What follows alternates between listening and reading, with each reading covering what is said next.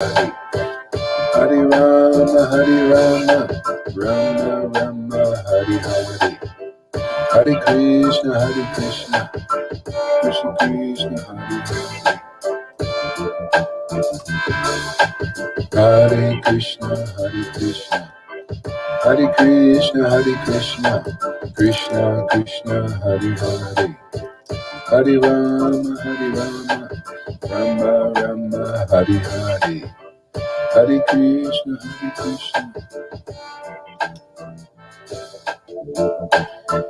Krishna Krishna, Hare Hare. Hare Rama, Rama Rama, Hare Hare. Hare Krishna, Krishna Krishna, Hare Hare. Hare Krishna, Krishna Hare Hare. Hare Rama, Rama. Krishna Krishna, Hare Hare.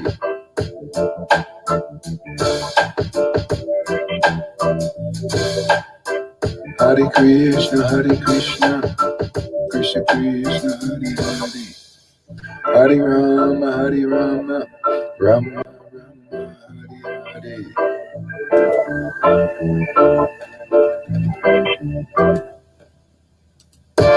Hare Krishna, Krishna Krishna, Hare Hare. Hare Rama, Rama Rama, Krishna Krishna, Hare Hare. Hare Rama, Rama Rama, Hare Krishna, Hare Bo. Hare Krishna, Hare Krishna, Krishna Krishna, Hare Hare. Krishna Hare Hare, Hare Krishna, Krishna Krishna, Hare Hare. Hare Rama, Rama Rama, Hare Hare. Hare Krishna, Krishna Krishna, Hare Hare. Hare Rama, Rama Rama, Hare Hare. Hare Krishna, Krishna Krishna, Hare Hare. Hare Rama, Rama Rama, Hare Hare. Hare Krishna, Krishna Krishna, Hare Hare. Hare Rama, Rama Rama, Hare Hare. Hare Krishna, Krishna Krishna, Hare Hare. Rama, Hare Rama, Rama Rama, Hare Hare. Hare Krishna, Krishna Krishna, Hare Hare. Hare Rama, Krishna. Hare Krishna. Welcome everybody. Thank you for coming to our extraordinary extravaganza, the party of Krishna and his devotees getting together every day chanting holy names. It's an extraordinary experience that we look forward to every day. Look at that face. That is happiness personified. Come join the party, man. It goes on every day. Facebook Live, man. In the middle of World War III. No problem, man. We don't feel the bullets, man. The bullets bounce off just like on Superman, Superwomen. No effect at all. Hare Krishna, Krishna Krishna, Hare Hare. Hare Krishna, Krishna Krishna, Hare Hare. Hare Rama, Hare Rama. Hare Krishna, Krishna Krishna, Hare Hare.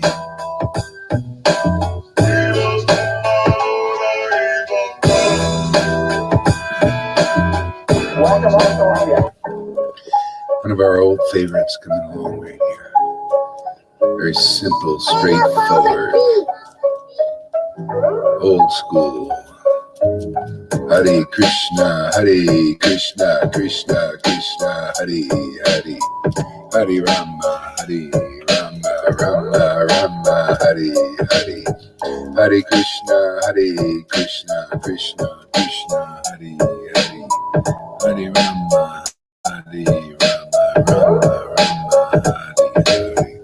Krishna, Krishna Krishna, Hare Hare.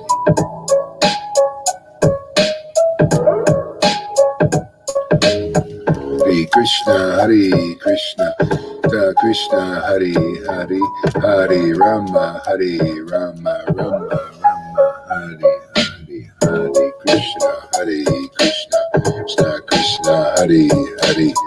Hare Rama, Rama, Hare Hare. Hare Krishna, Krishna Krishna, Hare Hare. Hare Rama, Rama, Hare Hare. Hare Krishna, Krishna Krishna, Hare Hare. Hare Rama, Rama, Hare Hare. Hare Krishna, Krishna Krishna, Hare Hare. Hare Rama, Rama, Hare Hare. Hare Krishna, Krishna Krishna, Hare Hare. Hare Rama, Rama, Hare Hare. Hare Krishna, Krishna, Hare Hare. Hare Rama, Rama, Hare Hare. Hare Krishna, Krishna, Hare Hare. Hare Rama,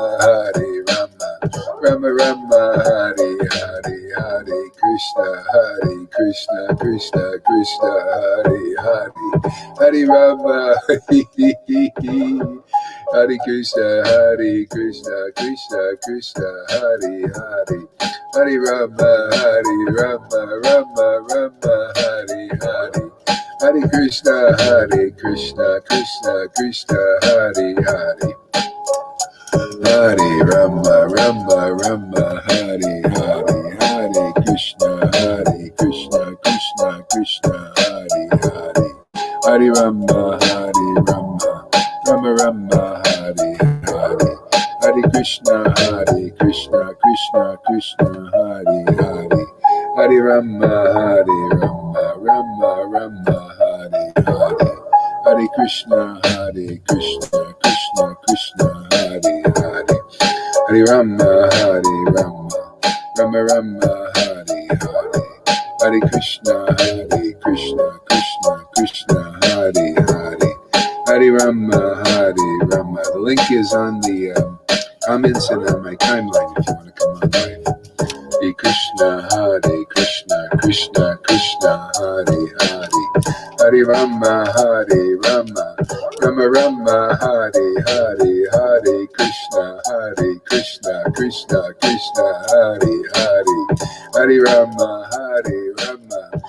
Rama, Hare Hare.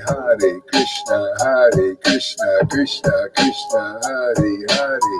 Hare Rama, Rama, Hare Hare. Hare Krishna, Krishna, Hare Hare. Hare Rama, Rama, Hare Hare Krishna, Krishna, Hare Hare. Hare Rama, Rama, Hare Hare. Hare Krishna, Krishna, Hare Hare. Hare Rama, Rama, Hare Hare. Hare Krishna, Krishna, Hare Hare. Hare Rama, Rama, Hare Hare. Hare Krishna, Krishna, Hare Hare. Hare Rama, Rama, Hare Hare. Hare Krishna, Krishna, Hare Hare. Hare Rama, Rama, Hare Hare. Hare Krishna, Krishna, Krishna, Hare, Hare Rama, Krishna, Krishna, Krishna, Krishna, Krishna, Krishna, Krishna, Krishna, Krishna, Krishna, Krishna,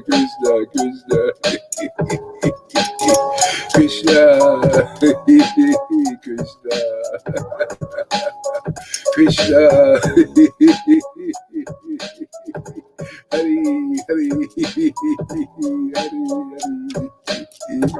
Hari, Hari, Hari, Hari, Radha Krishna, Radha Krishna, Radha Krishna, Radha Krishna, Shri Krishna Chaitanya, Shri Krishna Chaitanya, Shri Krishna Chaitanya, Shri Krishna Chaitanya. Oh Krishna, Hare Krishna, Hare Krishna.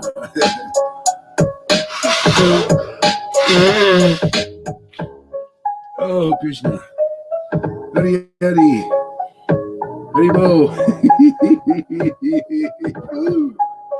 Whoa, yeah, Krishna, Hare Krishna, Krishna, Krishna, Hare Rama, Rama Rama, Hare Hare, Hare Krishna, Krishna, Krishna, Hare Hare, Hare Rama, Rama Rama, Hare Hare, Hare Krishna, Krishna, Krishna, Hare Hare, Hare Rama, Rama Rama, Hare Hare, Hare Krishna, Krishna, Hare Hare, Hare Rama, Rama Rama, Hare Hare, Hare Krishna, Krishna, Krishna, Hare Hare, Hare Rama, Rama Rama, Hare Hare, Hare Krishna, Krishna, Krishna, Hare Hare, Hare Rama,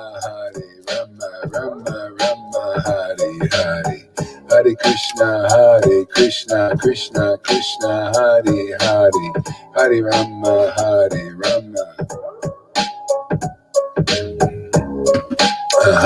Krishna, Krishna, Hare Hare, Hare Rama, Rama, Hare Hare, Krishna, Krishna, Hare Hare, Hare Rama, Rama, Hare Hare, Hare Krishna, Krishna, Hare Hare.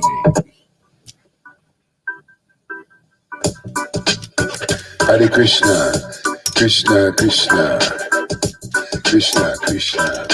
Hare Hare, Hare Krishna, Krishna, Krishna,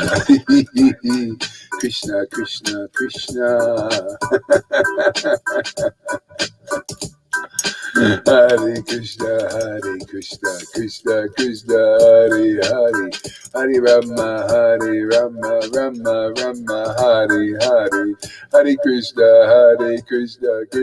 Krishna, Hare Hare, Hare Rama, Rama, Hare Hare, Hare Krishna, Krishna, Hare Hare, Hare Rama, Rama, Hare Hare, Hare Krishna, Krishna, Hare Hare, Hare Rama, Rama, Hare Hare, Hare Krishna, Krishna, Hare Hare, Hare Rama, Rama, Hare Hare, Hare Krishna, Krishna, Hare Hare, Hare Rama, Rama, Hare Hare, Hare Krishna, Krishna, Hare Hare, Hare Rama, Rama, Hare Hare, Hare Krishna, Krishna, Hare Hare, Hare Rama, Rama, Hare Hare, Hare Krishna, Krishna Krishna, Hare Hare, Hare Rama, Rama Rama, Hare Hare. Hare Krishna, Krishna Krishna, Hare Hare, Hare Rama, Rama Rama, Hare Hare. Hare Krishna, Krishna Krishna, Hare Hare, Hare Rama, Rama Rama, Hare Hare. Hare Krishna, Krishna Krishna, Hare Hare, Hare Rama, Rama Rama, Hare Hare.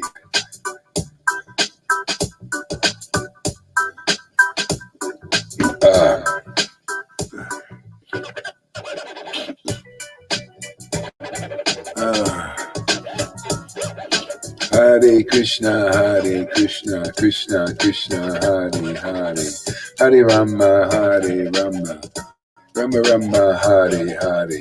Hare Krishna, Krishna Krishna, Hare Hare, Hare Rama, Rama Rama, Hare Hare.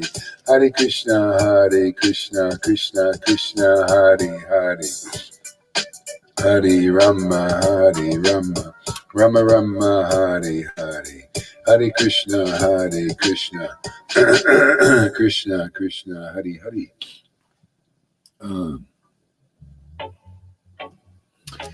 Oh, Krishna, this is so fantastic, man. It's just like we're right in the time of Lord Chaitanya, isn't it? We were doing this. We were just having a great time, chanting with Radha and Krishna dancing in the heart. The name and the prema name. Hare Krishna, Krishna Krishna, Hare Hare, Hare Rama, Rama Rama, Hare Hare. Hare Krishna. This prema sankirtan, isn't that amazing? Prema, this bhakti, this devotion, very special potency of God. It's his most treasure. It's real wealth. People in the world, they think wealth is the resources in this world. It is. It's Krishna. But this is real wealth. This is real forever. Be dancing in prema, glorifying God, the truth, Krishna, forever. It's real wealth, man. Hare Krishna, Every day is just another icing on the cake day. Hare Krishna, Oh, thank you, Lord. Oh, boy, thank you for this treasure. Hare Krishna, Come on. Anybody else wants treasure? Real treasure? Well, come here. This is what's being dispersed. We're not hoarding here, man. We get it greedily for ourselves and give it out. Hare Krishna, Krishna Krishna, Hare Hare, Hare Rama, Hare Rama. It's only available where it's being relished and tasted. Hare Krishna, Krishna Krishna, Hare Hare, Hare Rama, Hare Rama, Rama Rama, Hare Hare, Hare Krishna, Krishna Krishna, Hare Hare.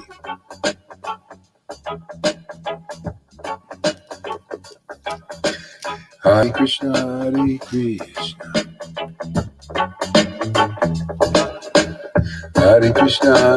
Krishna, Krishna Krishna, Hare Hare, Hare Rama, Hare Rama, Rama Rama, Hare Hare, Hare Krishna, Krishna Krishna, Hare Hare.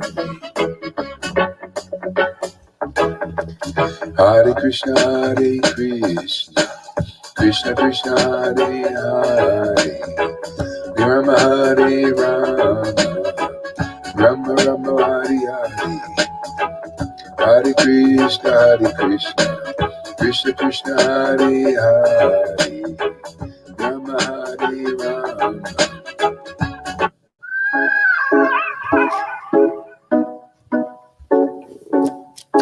Hare Krishna. Hare Krishna, Krishna Krishna, Hare Hare, Hare Rama, Rama Rama, Hare Hare, Hare Krishna,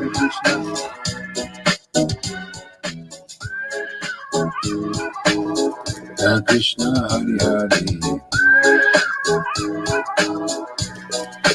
Hare Hare, Hare Krishna, Krishna Krishna, Hare Hare, Hare Rama, Rama Rama, Hare Hare, Hare Krishna, Krishna Krishna, Hare Hare, Hare Rama, Rama Rama, Hare Hare, Hare Krishna, Krishna Krishna, Hare Hare, Hare Rama, Rama Rama, Hare Hare, Hare Krishna, Krishna Krishna,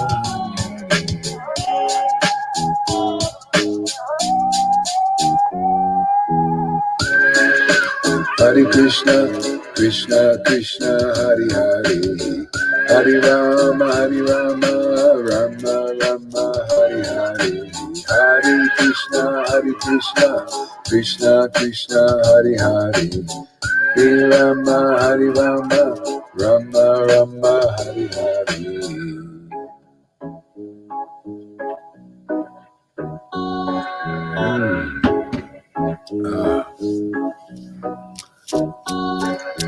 Hare Krishna, Krishna Krishna, Hare Hare, Hare Rama, Rama Rama, Hare Hare, Hare Krishna, Krishna Krishna, Hare Hare, Hare Rama, Rama Rama, Hare Hare, Hare Krishna,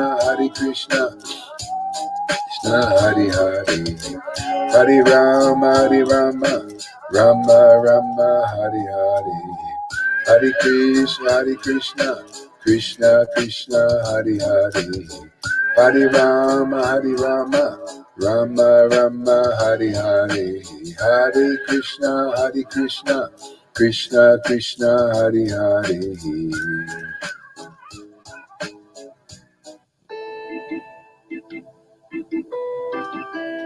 Hare Krishna, Hare Krishna, Krishna Krishna, Hare Hare, Shri Krishna Chaitanya, Prabhu Nityananda, Shri Advaita Gadadhar, Shri Vasari Gaura Bhakta Vrinda, Shri Krishna Chaitanya, Prabhu Nityananda, Shri Advaita Gadadhar, Shri Vasari Gaura Bhakta Vrinda, Shri Advaita Nityananda, Shri Krishna Chaitanya, Shri Advaita Nityananda, Shri Krishna Chaitanya, Shri Advaita Nityananda, Shri Krishna Chaitanya, Shri Advaita Nityananda, Shri Krishna Chaitanya, Shri Advaita Nityananda, Shri Krishna Chaitanya, Shri Advaita Nityananda, Shri Krishna Chaitanya.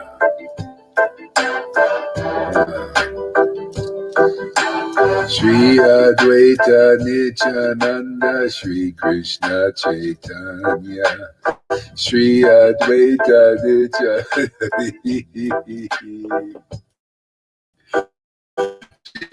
Advaita Nityananda, Shri Krishna Chaitanya, Shri Advaita Nityananda, Shri Krishna Chaitanya, Shri Advaita Nityananda, Shri Krishna Chaitanya.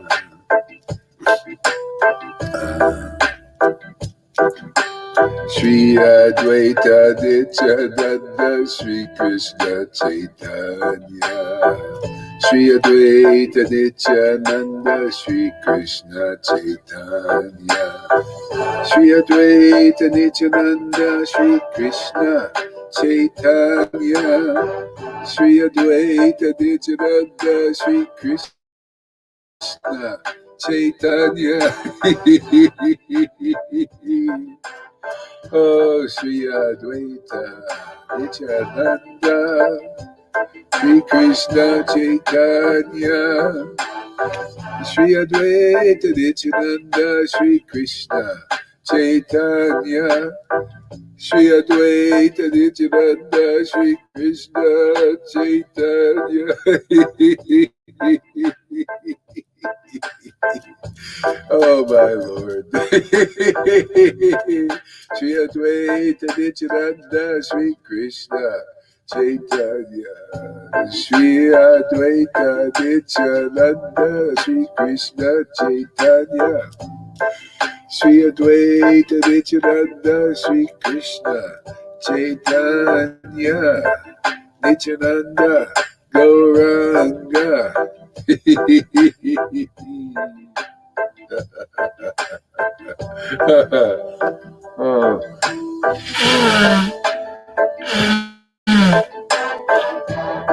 Oh. Oh, Krishna. Hare Krishna. Oh boy. Oh. Oh, Sri Krishna Chaitanya. Sri Krishna Chaitanya. Sri Krishna Chaitanya. Hare Krishna, Krishna Krishna, Hare Hare, Hare Rama, Rama Rama, Hare Hare. Hare Krishna, Krishna Krishna, Hare Hare. Hare Rama, Rama. Oh my Lord. Krishna, Krishna, Hare Hare. Hare Krishna, Krishna Krishna, Hare Hare. Hare Rama, Hare Rama.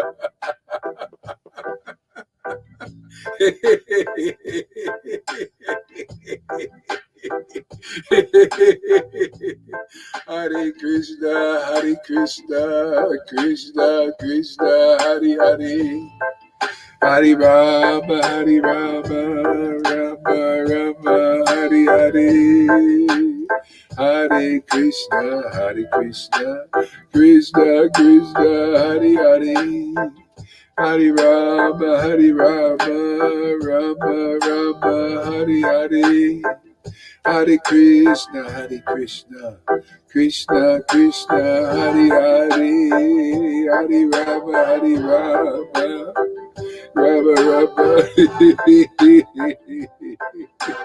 Oh Krishna,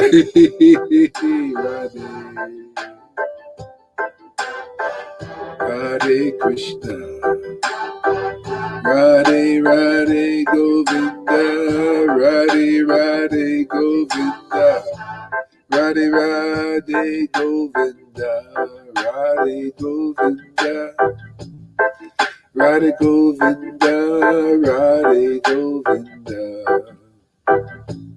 Radha Madhava, Radha Madhava, Radhe Govinda, Radhe Govinda. Hare Krishna, Krishna Krishna, Hare Hare. Hare Rama, Rama Rama, Hare Hare. Hare Krishna. Oh Krishna.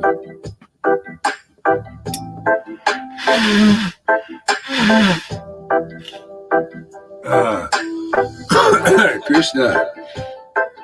Hare Krishna. Hare Krishna, Krishna Krishna, Hare Hare. Hare Rama, Rama Rama Hari Hari. Oh my Lord Krishna, Krishna. Oh my Lord Krishna, Krishna. Radhe, Radhe, Radhe, Radhe, Radhe, Radhe, Radhe, Radhe.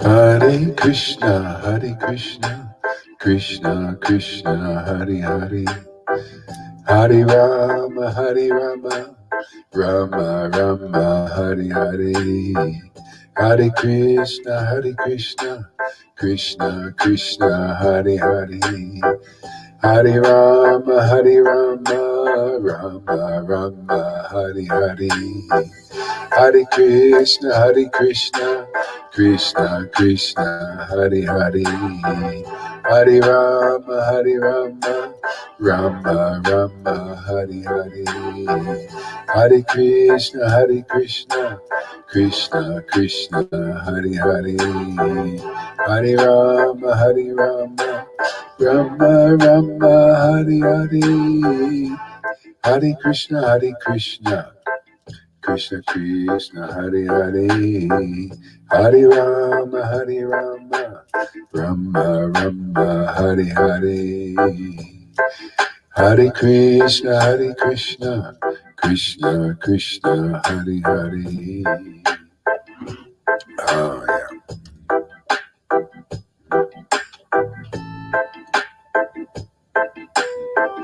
Oh boy.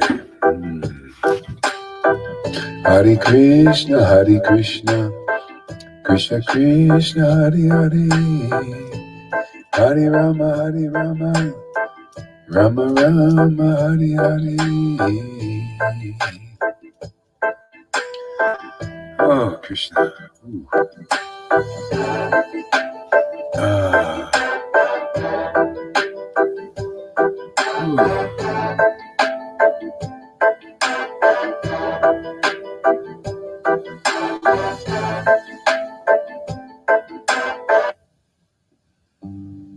Oh, it's really intense, man. It's really.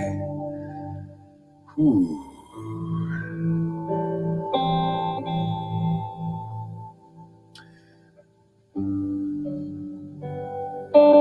I feel intoxicated by the holy names. Holy means intoxicated. Otherwise, it's not holy.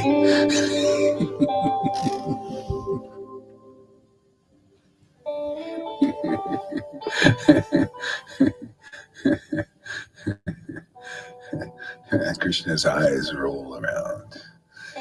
Our eyes have to start rolling, man.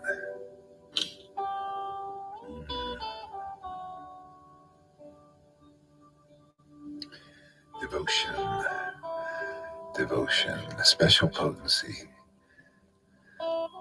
rarely seen in this world, actually. Krishna usually hides it, but we're exposing it. We don't like this hiding thing, man, hiding. Why should you be hiding the treasure of the Lord? Let's dig it up and throw it all over the place. Let's liberate everybody. It's the only way, the only way, only way. No other way, no other way. Let's make it easy. These guys will be digging and digging and they won't find anything for so many lifetimes. Let's just dig it up and throw it to them. Let's bring it in a wheelbarrow and just dump it all over the place where everybody can pick it up on the street. Devotion, bhakti. Let them know that this is the most valuable substance in all the universes. Prema.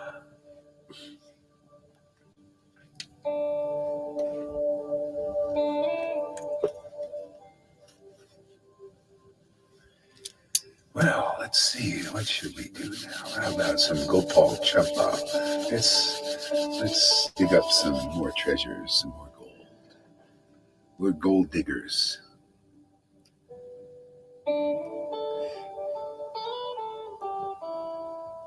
Yeah, you know they had this on this was it Facebook? They have this program. It's called Gold Diggers. I don't know if you came across it, but it's they try to catch a woman. You know, they try to entrap her. You know, they drive up in a real fancy car, and they want to see if she's a gold digger. You know, and after the wealth. You know, and so they drive up in a fancy car guy. You know, and says, you know, puts on like he's just a poor guy, but he looks like he's really wealthy. And then he traps the lady. And usually it seems, I don't know if they're putting it up, but it's the idea is the woman is going after, this guy's wealthy. Oh, I'll go out with him. I want to, you know, because he's got the gold. They want the wealth. See? So that's basically the reflection of how it really is. See, it's always the woman that gets the wealth, goes after the wealth. The woman is devotion. Radharani, right? She's a gold digger. She's the perfection of gold digging. See, the gold is Krishna. And only she can dig it up because she's got the devotion. See, so it's natural for a woman to be a gold digger. But in this world, it just, you get a bad reputation. Oh, she's a gold digger. But when you got devotion and now you're the gold digger, you're digging in Krishna, it becomes glorious. See?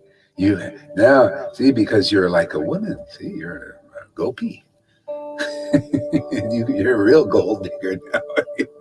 And there's no fault in this gold digging into Krishna, man. He's the mine of all treasures.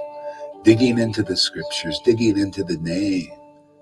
See, so we need to become women, actually. All of us, female. Only females can enter Vrindavan, actually.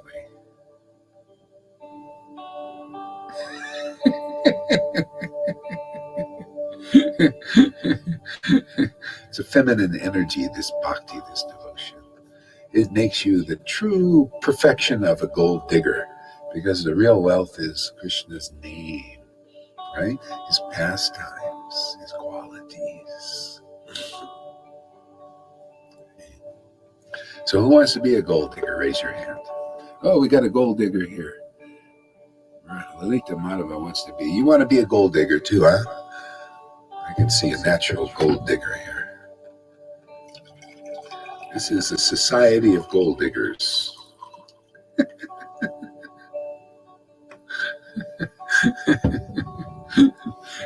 You know, after a while, you just start seeing Krishna everywhere, you know, in everything. It's like, oh, he's got his hand in all this. You notice all these analogies that Jesus got and Prabhupada gets is what devotees, it just comes naturally. You see everything in the world and you explain things, how it's all reflecting the truth, the absolute truth, you know, in its perfection. You know, it's just a reflection of the perfection. And you see how, this is how it works. Yeah, like this. Yeah. Prabhupada was using all kinds of analogies, you know. You know, it's because, see, that's part of it. You know, it's part of the potency. You naturally see things in relation to Krishna, to the truth, the absolute truth. It's all his anyway, isn't it?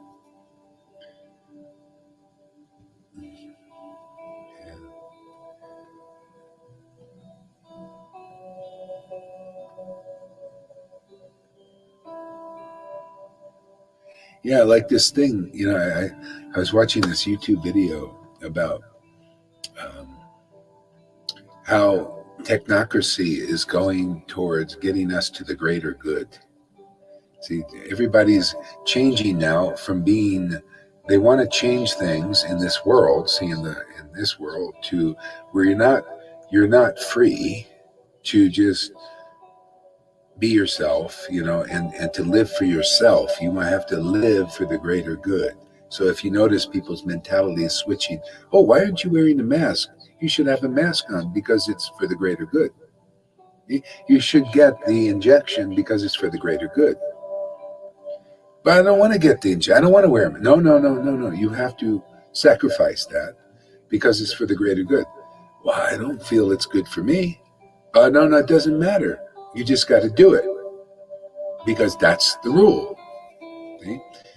So in this world, everybody's trying to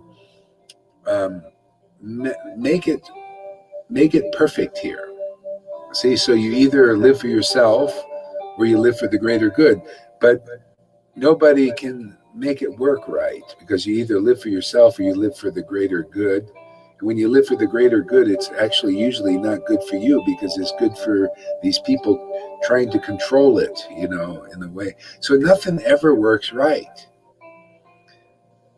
until you get into pure devotional service. Then you live for yourself and you live for the greater good automatically. This is what Lord Chaitanya came to demonstrate. He lived for his happiness.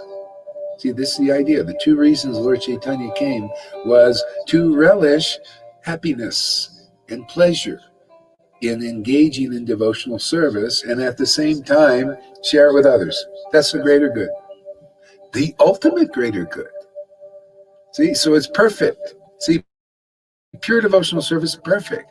And everybody in this world is trying to make things work, and then everything never works out quite right, except this. This works out perfectly. We're built for this. We engage in pure devotional service for our happiness, and at the same time, the world gets happy. Now that is amazing. See, this is why devotees, they give up everything, all the other paths for this. This is perfect. You get your own pleasure, which is actually Krishna's pleasure, but you just share. This is the wealth. It's like being a god in this world, but in the right way, in the way that's perfect, in the way the Lord has built everything, spiritually, because we're spiritual. See, even the Bible says, "Don't you know ye are gods? Ye are like gods." But you got to do it in the right way, not try to imitate that Lord.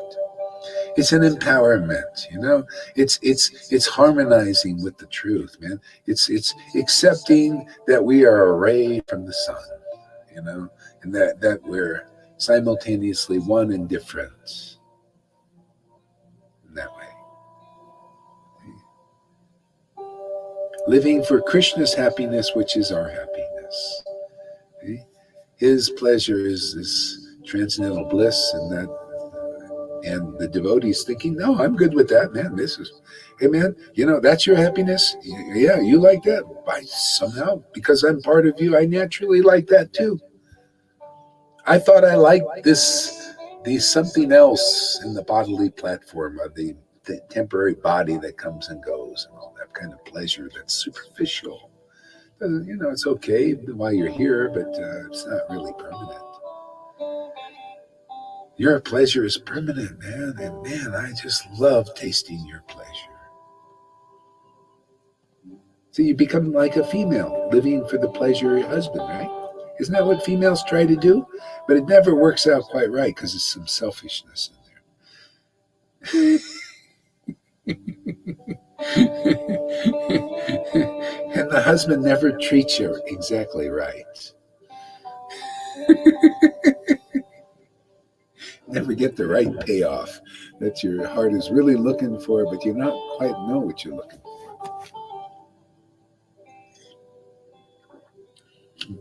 Lalita Madhava is playing with his ears.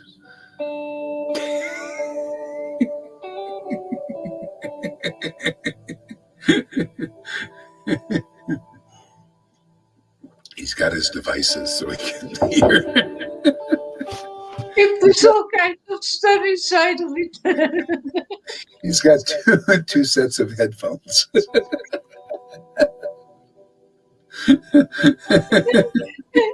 No result.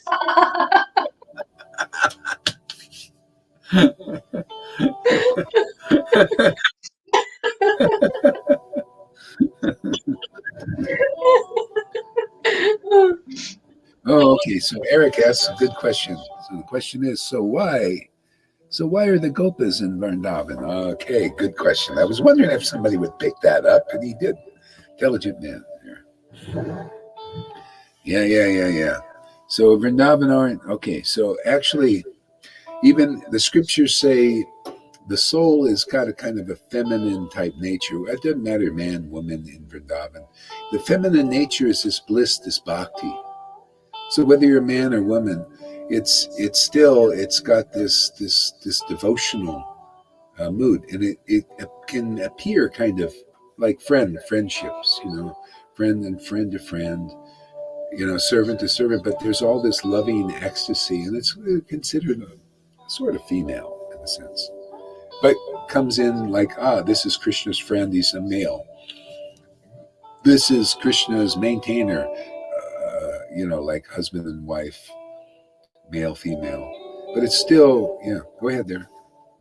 Yeah, I'm sorry. The mood is female, but these gopas, yeah, this friendship with Krishna, it's very relishable to feel that. Very, Yeah. very, very nice. This friendship. Oh my God. Yeah, The it's mood is female. The yeah. devotion, the way how they treat Yeah. him is Yeah. female. Yeah. Yeah, and it's explained in Nectar Devotion. Prabhupada said it's almost conjugal. The friendship it's very much, and actually the gopis, they have all the relationships. They serve Krishna in all the relationships. They're not limited to just one particular relationship or two. It's all whatever way Krishna needs to be served, they can serve in that way. Um, yeah, so that's why I said that, and that's why actually even the um, there was a story about Mirabai. Actually, Mirabai was around the time of the Goswamis. Actually, so she wants to go to Vrindavan, so she asks permission of the Goswamis, who were like in charge. Can I come to Vrindavan? And they said, no, females can come here.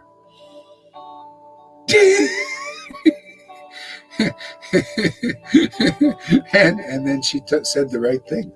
She says, "What? No females? What? What? You're a male? You shouldn't be in Vrindavan if you're thinking like that. You should get out of Vrindavan." And they smiled and laughed. Okay, come on. She had the right conclusion. See, because you have to be a devotee, really. Yeah, yeah. They were saying, like, we don't associate with females. She said, "Oh, really? They're not a female? Then what are you doing in Vrindavan? It's only for devotees who have real love for God, love for Krishna." Oh, they chastised them. There's a temple there. Her temple is in Vrindavan, actually. Yeah.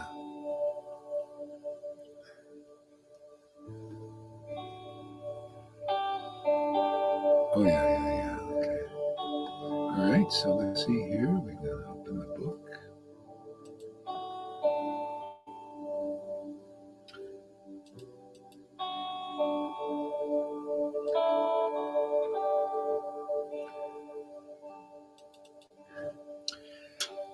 Okay.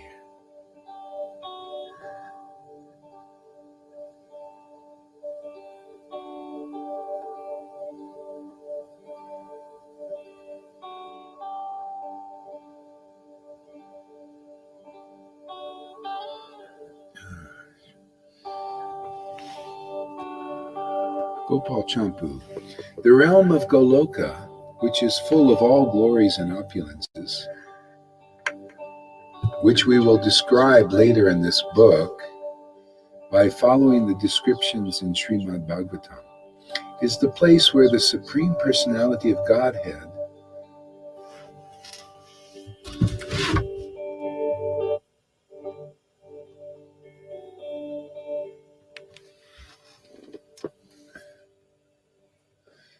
Supreme Personality of Godhead, who is an ocean of mercy, after leaving his ocean abode, entered, and which is Lord Krishna's own abode and the abode of his cowherd people, and which is the place where by entering and then leaving the waters of delightful Brahma Lake, and by revealing his Vaikuntha opulences to Akura, and by accepting the prayers of the Vedas personified, Lord Krishna revealed the truth of his human-like pastimes in Vrindavan and filled his associates with wonder.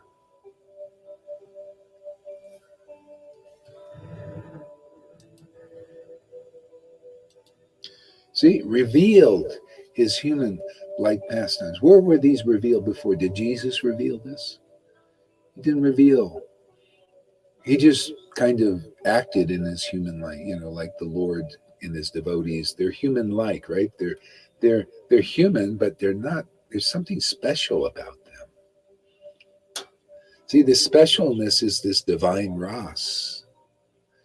See, the residents of Vrindavan, because Krishna was there, revealing his human-like form, they were filled with wonder by meditating on it.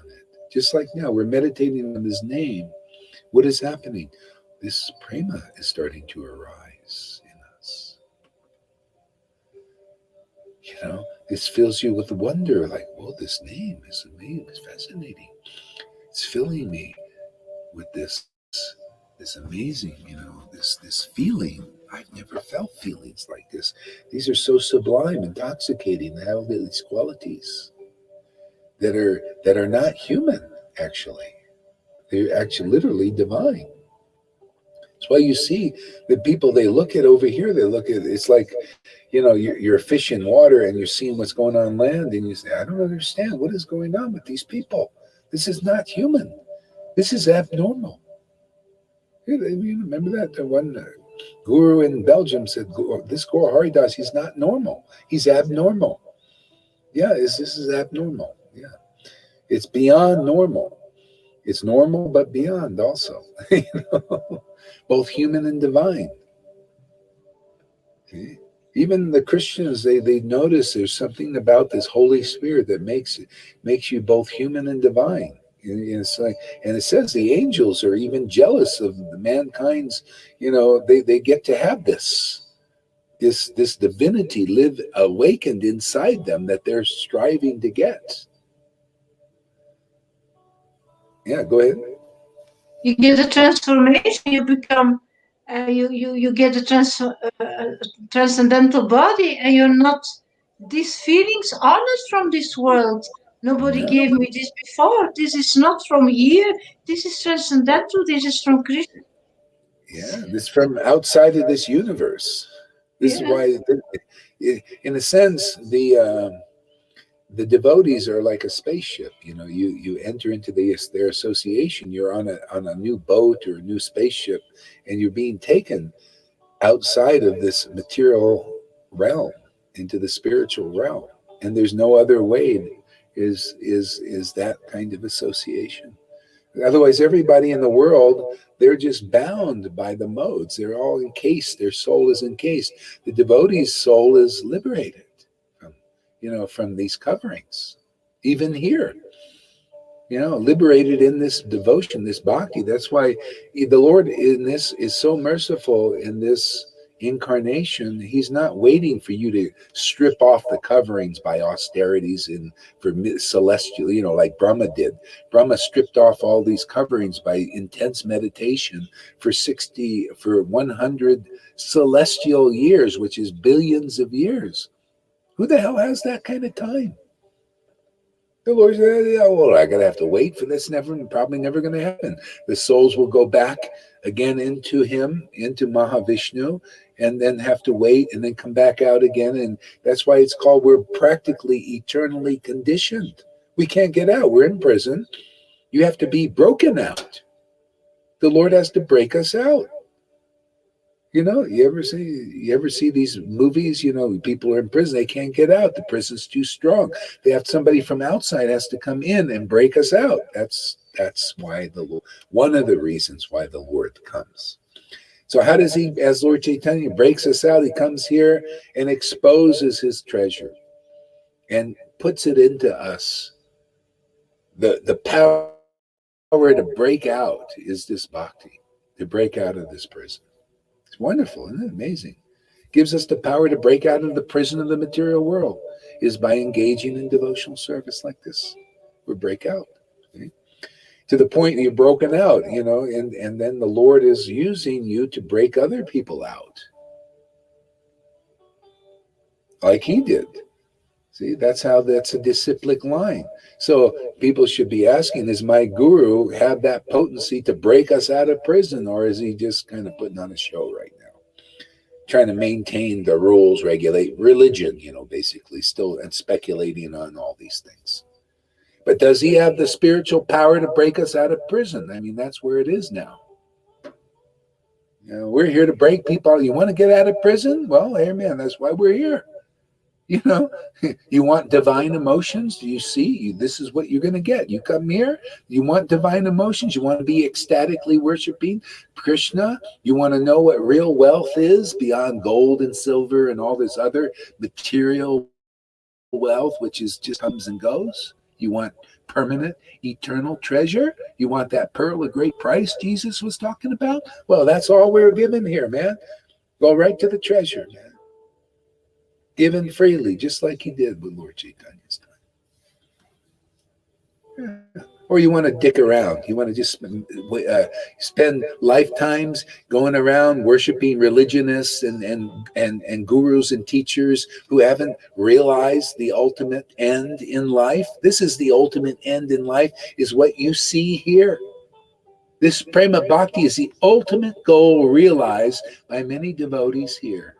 You want that or not? Do you want to go and just do your ceremonies and put on a big show for your whole lives and then die without this treasure? Well, it's up to you. It's being offered here. This is treasure. The whole thing is people, just so dumbed down by the material modes of nature. They don't know what real treasure is. Real treasure is the rules of the regular big ceremonies and the flowers. Superficial. This is real, man. Forever real. This is how they are in the spiritual world. Here, thy will be done on earth as it is in Vaikuntha and Goloka Vrindavan. That's what's going on here. That will is being done here. That will is being distributed here. Everybody take this. Relish this. Yeah. And then you'll really do a service to your fellow man. You'll be soul winners. You'll be liberating them.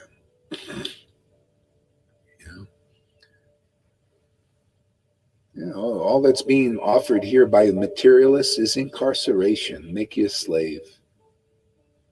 Slave of the bankers and the elites and all that stuff. That's the Lord's Maya. He's making it there's only one way out, man. You either get this bhakti or you become a slave of these elites, or you try and fight them and they'll win anyway. They got all the technocracies, man. They got all technologies. You want to fight them on a bodily level, you'll never win. You got to fight this on a spirit. This is spiritual battle.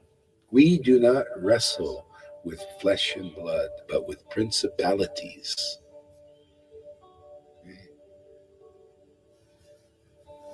Krishna's a wrestler. Yeah. And it's very easy for him. See, when he comes, his spiritual potency is more powerful than the demigods or the demons. So he wins them over both of them.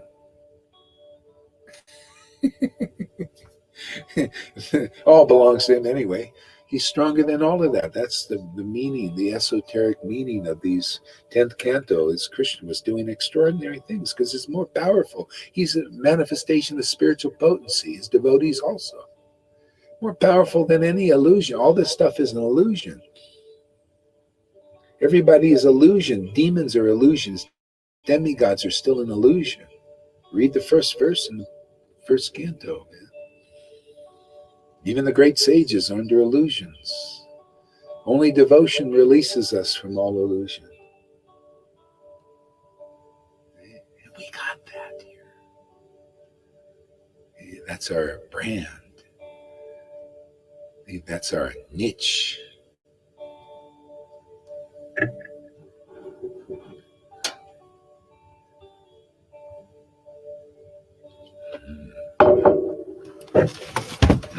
I gotta get some heat here.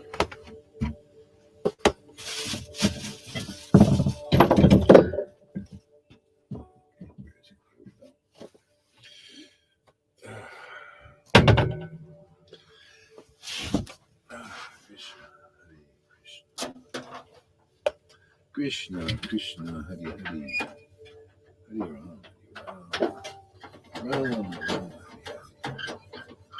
Ram, oops. Hare Krishna, Hare Krishna, Krishna, Krishna, Hare. All right.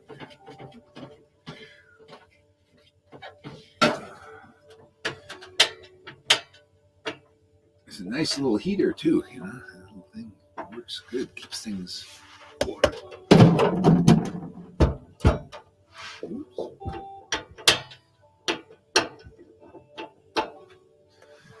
All right.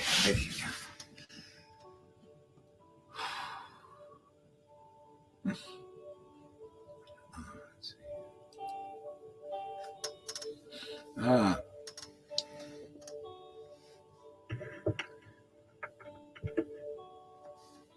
His Vaikuntha opulences. Wait.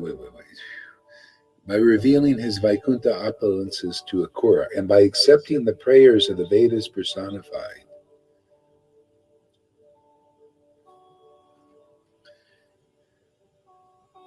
Is this the way I do it? No. Oh, shoot.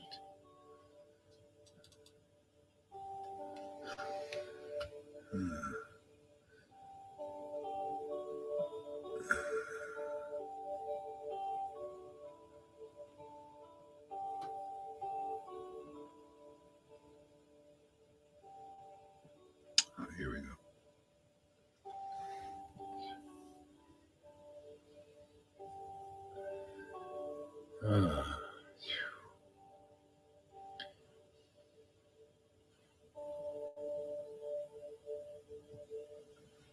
Okay. I got just trying to figure out how to do this here. Okay. Does this work? I go like this. Yeah. Okay. So Lord Krishna revealed the truth of his human-like pastimes in Vrindavan and filled his associates with wonder. And where even now the wise devotees take shelter and directly see the Supreme Lord's pastimes. See, they directly see the Supreme Lord's pastimes, but see, directly, even when you chant his names and pastimes, we directly see that because of the prema that those devotees had, that arose in them, that arises in us. And then we can appreciate these human-like pastimes. Otherwise, people think, oh, that's just mythology. That's just myth. Even Indians, because they don't have this prema after, the ones who go to school and learn science and all, they say this mythology. I've seen it. It's just mythology. Or they have maybe a sentimental attachment, but it's not, ecstatic yet.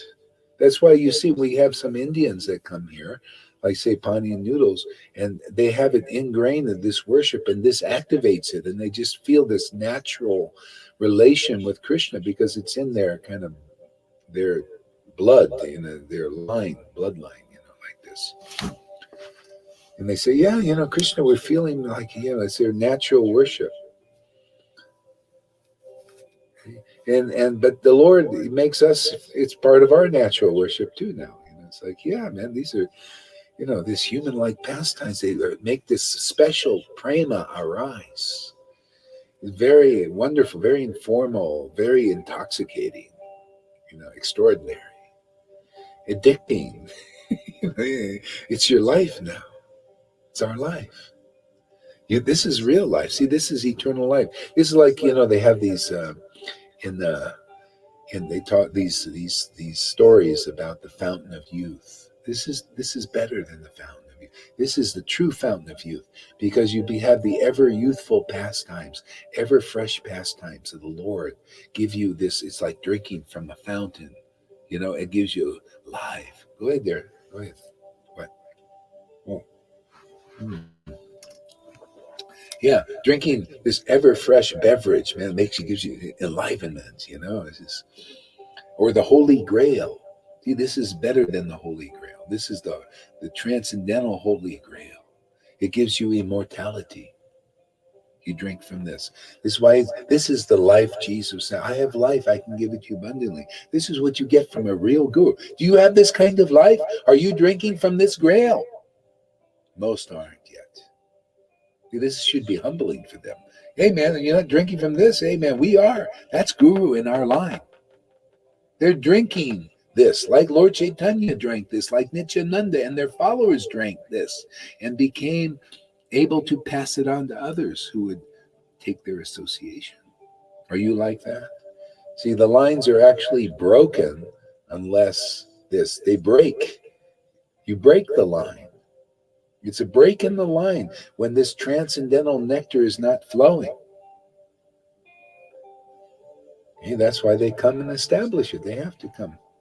A real devotee has to come here, and establish this flow again, so real water, living water flows into people.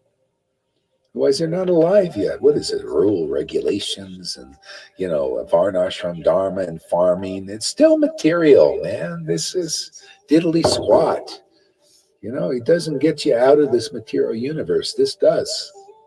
That's why this is so auspicious what is going on here, this kind of flow of transcendental potency. Just being around it is auspicious. It's just your life.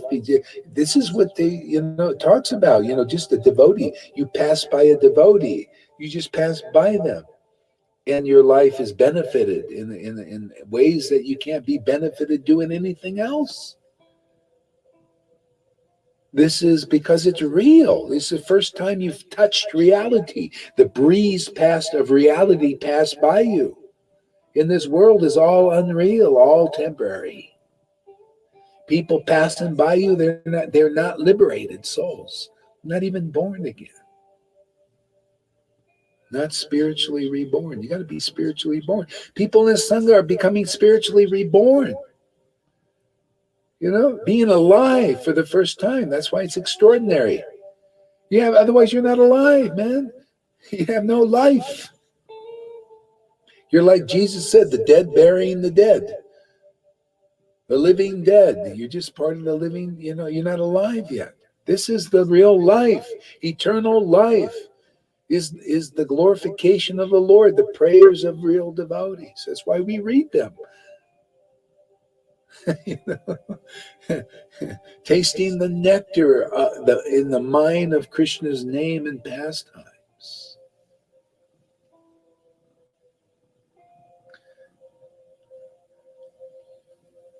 Yeah.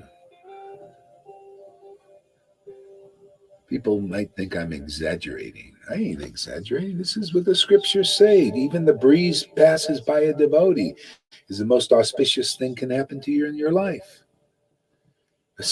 Much less seeing the ecstasy of a devotee is the most auspicious thing you can see in this world. Otherwise, nothing is auspicious. If you don't see a guru in ecstasy, you don't know what real life is yet. You haven't seen it.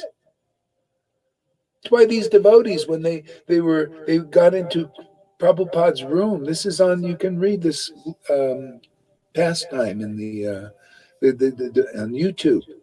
Prahlad or something. I think Prahlad. He comes into him and a devotee. They come into Prabhupada's room. He's chanting in ecstasy. Boom! They saw something real, and they started to cry also. That's the real line, man.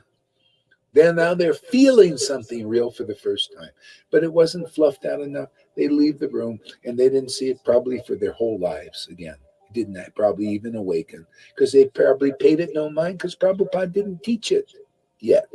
But we do on his order.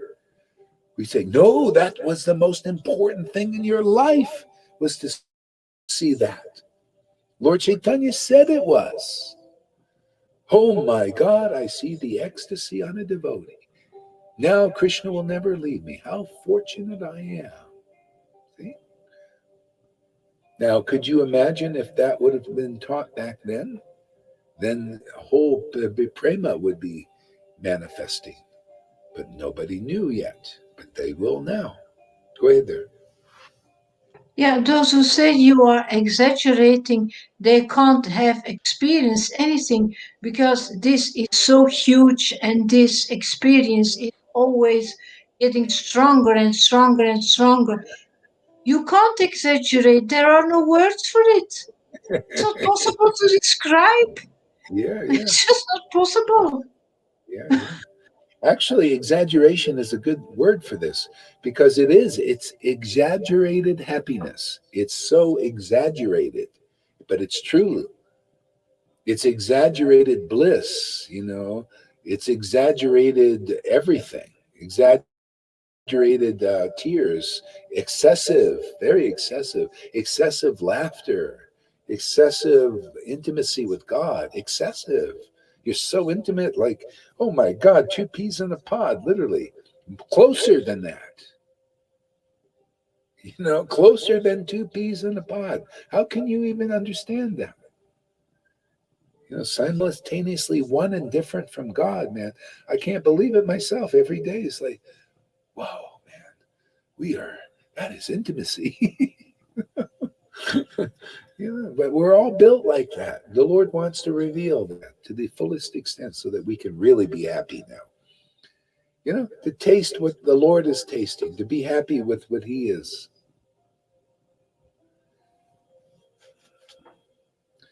Yeah, there He is.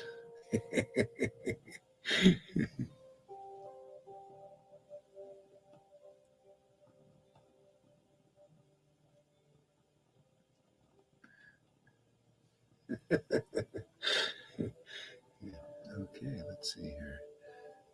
Hare Krishna. Okay, let's see. How do I do this? Go. Oh, yeah, I know.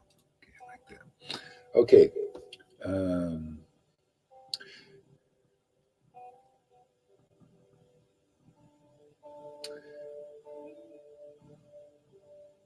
and now, even now, the wise devotees take shelter and directly see the Supreme Lord's pastimes. See, the bottom line is where are you taking shelter? See, where are you taking shelter? You want to see the Lord's pastimes in Vrindavan, you have to take shelter of those who are in those pastimes of Vrindavan. Even now, where do you see that new Vrindavan manifested? It's where the bhav is, where that kind of worship is. Because, remember we were reading in Brihad Bhagavatamrita, and there's a devotee, he's calling out Krishna, Krishna with great love and tears. Where do you see that? I see that here. Okay? So that's where you have to be. You have to take shelter of a sangha like that. And how rare is this? That wasn't going on with Prabhupada. I was in his room calling out Krishna like that, and not before, showing this. All the acharyas that came. Now this is showing. Everything we're reading in the book is being shown now. See, whatever is in secret, see that in the book is secret because people, they read it or they don't read it. Goswami books are the highest books around. Okay? So we're read it and relishing that kind of mood, that kind of worship of the Lord of Vrindavan. So if people don't take shelter of this kind of sangha of worshipers, then you haven't found real Vrindavan yet. It's a mood of worship. It's the people of Vrindavan and how they worship Krishna. Otherwise, you haven't found Vrindavan yet. You're still looking. See, does your guru manifest Vrindavan mood? Does he worship like that? Well, we don't know. Oh, he's doing like Prabhupada?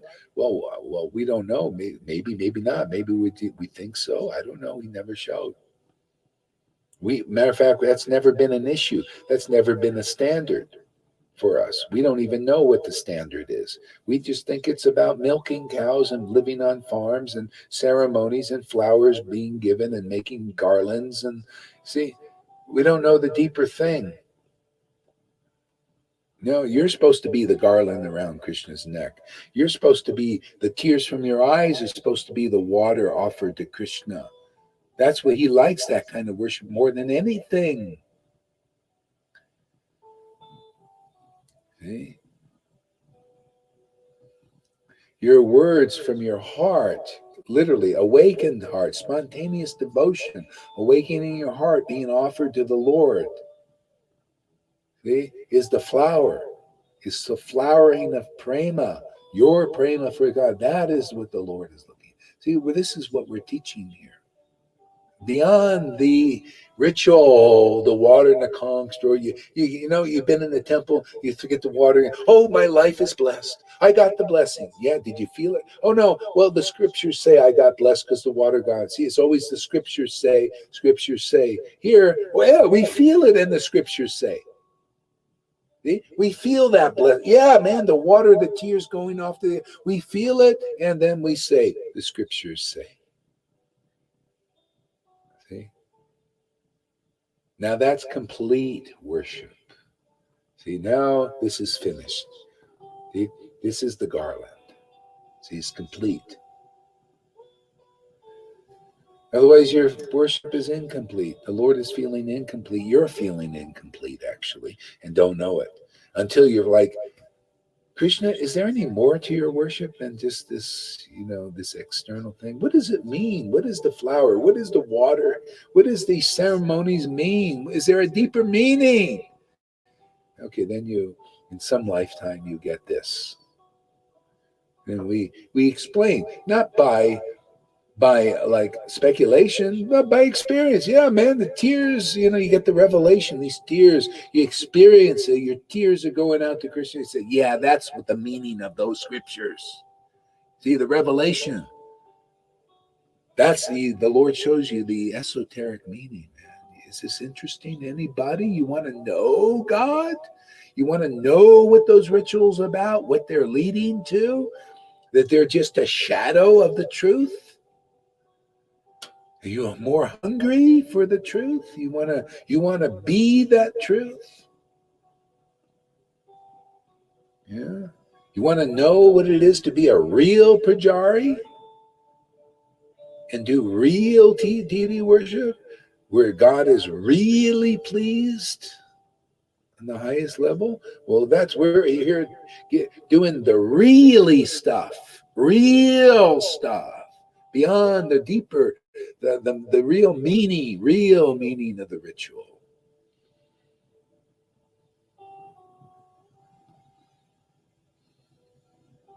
In Bhagavad Gita, Krishna says, I am the ritual. And you'll be saying, I am the ritual. Yes, I am that. I am the tears being offered to the Lord. Yeah. I am the fire, my hunger for you, my longing for you. And the Lord is like, yeah, when am I going to get a devotee who longs for my association? Yeah.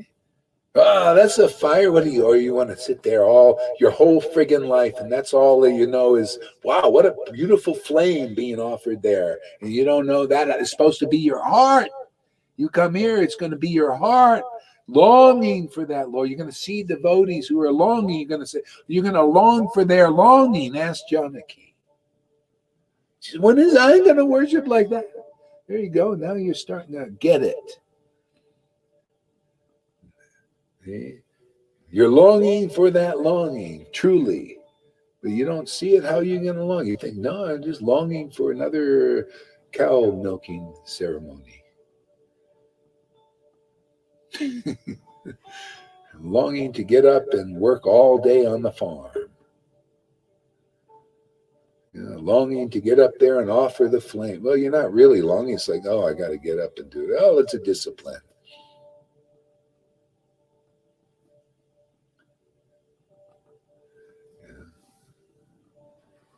Or I got to get up so we can make money. You know how in India, you go there, these pujaris, you see it right on their face. It's so materialistic. It's like you go out there and they're out there worshiping deity and they're out there in public. A lot of times in the marketplace, they have their deity and they have even, they're getting lazy. They don't want to play the instruments anymore. They just, have these machines. It start up every hour and people walk by and come on, toss some money into this thing. Can't you see I'm a Brahmin? Isn't that what a lot of temples are about? Hey, man, I remember I went to the ISKCON temple many years ago, and there was a room, and they had a special room in the back, and they had a little keyhole there, and the guy's looking there. Who's coming in there? And if it's a new foreigner comes in, somebody comes out there, to get there and groom them, to give them money. You ready to go beyond that? Go ahead. I once was in India in a temple, and they asked me if I wanted some prasadam. I said yes, and he said first give me money, and then he gave me one dirty raisin with his dirty fingers, man. One raisin. Prasadam. That was recently when you were there. Yeah, see, still going on. So anyway, that's what's going on. That's called religion. It's materially motivated. Yeah. So here, you want prasadam, man? Just come here. It's freely given. The prasadam here is a little bit on a deeper level. See, the prasadam is the truth. You want truth? That's prasadam. It gets you free. You want ecstasy? That's real prasadam. The prasadam.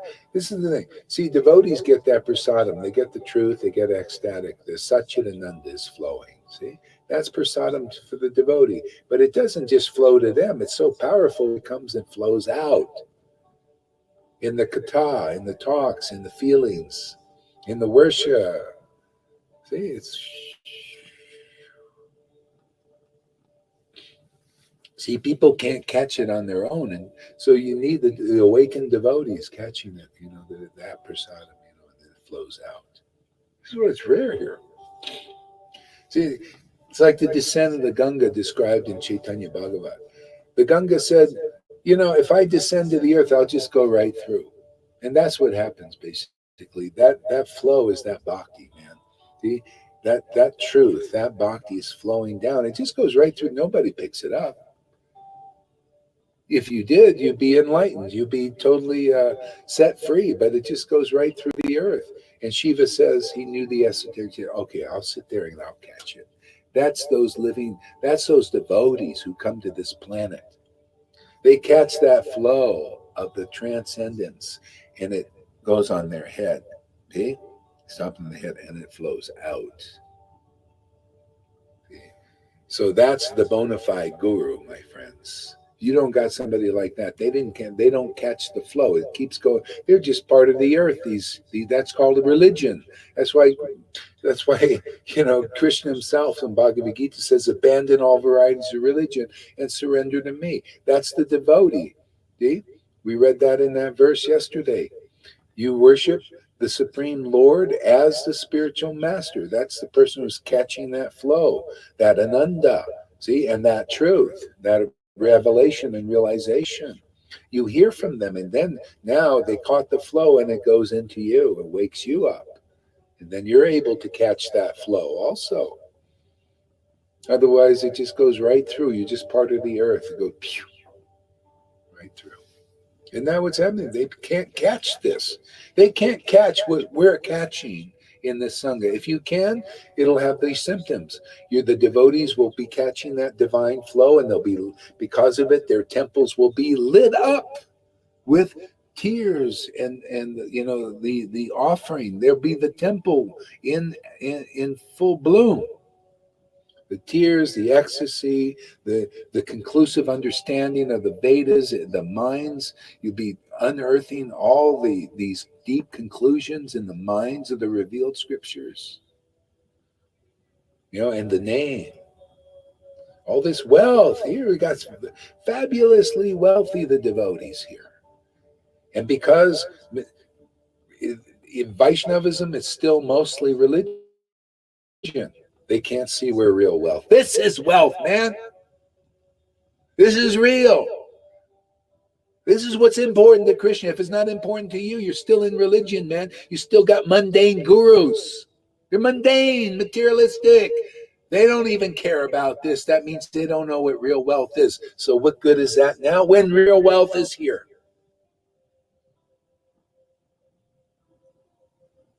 What are you doing around poor people? If you don't have bhakti, you're poor. Really, if you don't have this wealth of praying, you're poor. You're part of the poor people who need this.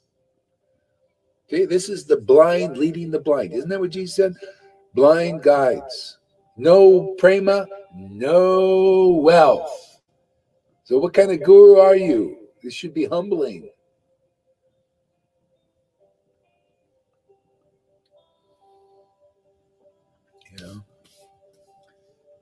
People don't know what real wealth is. They don't know what real wealth is in Vaishnavism. Otherwise, they would appreciate this. But this is how rare it is. People don't know what real wealth is. But our job is to teach and show what real wealth is in this world. And that's the kind of worship you see here. The devotees here that have this prema are the most precious jewels that the Lord holds. So this is my jewel. You appreciate real jewels? No? Well, most people don't. So that's why we're here to teach about what is really real. Whoever listens to these talks and sees what goes on here, now you're seeing what real reality is. You're seeing what goes on in the spiritual world on earth. Otherwise not. Thy will, see that will, the will of the Lord in the spiritual world is that worship, ecstatic, intimate, worship of God. That's what's going on beyond this material universe. It's in ecstasy. It's from soul to supreme soul. See, thy will, that will be done on earth.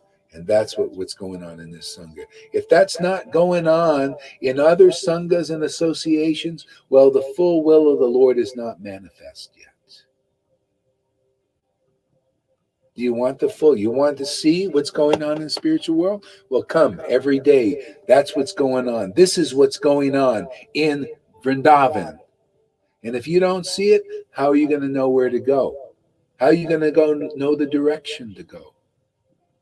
How do you going to know what it is to worship in Vrindavan? All these things are revealed here.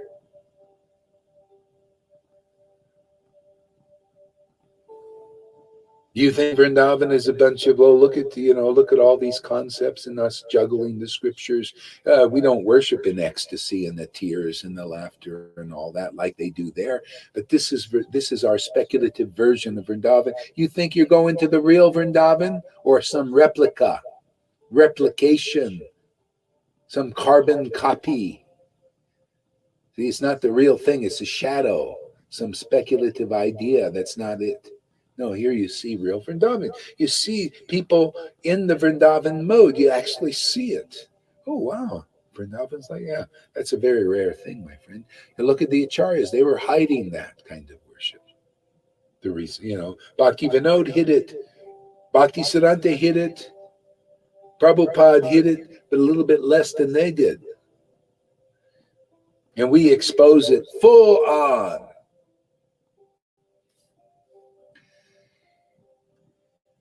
Yeah. Show how wonderful it is, like Lord Chaitanya did. Expose it, show, reveal it. Otherwise, it's not revealed. It's a hidden thing. And then you always see a bunch of rules, regulations being promoted. Yeah. It's always same old, same old. There's always been rules and regulations and mandates and ceremonies, right? It's always been those things.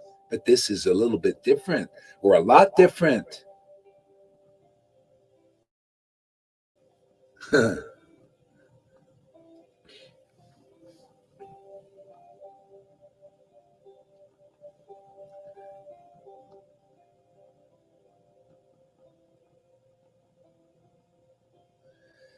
So Krishna, where I thought you were going to come on sometime, or I was saying you should come on. Why don't you come on? You're talking a lot here. Let's see you. Yeah, put your body where your mouth is. Let's see your physical presence here.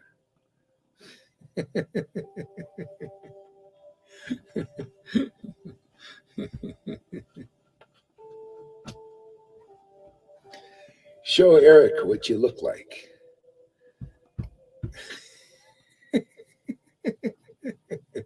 You see, I'm so curious how he looks like. I'm so curious. She's curious. Yes.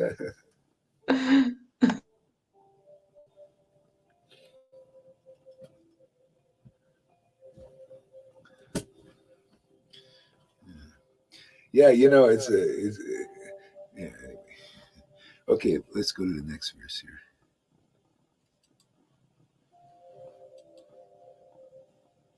All right.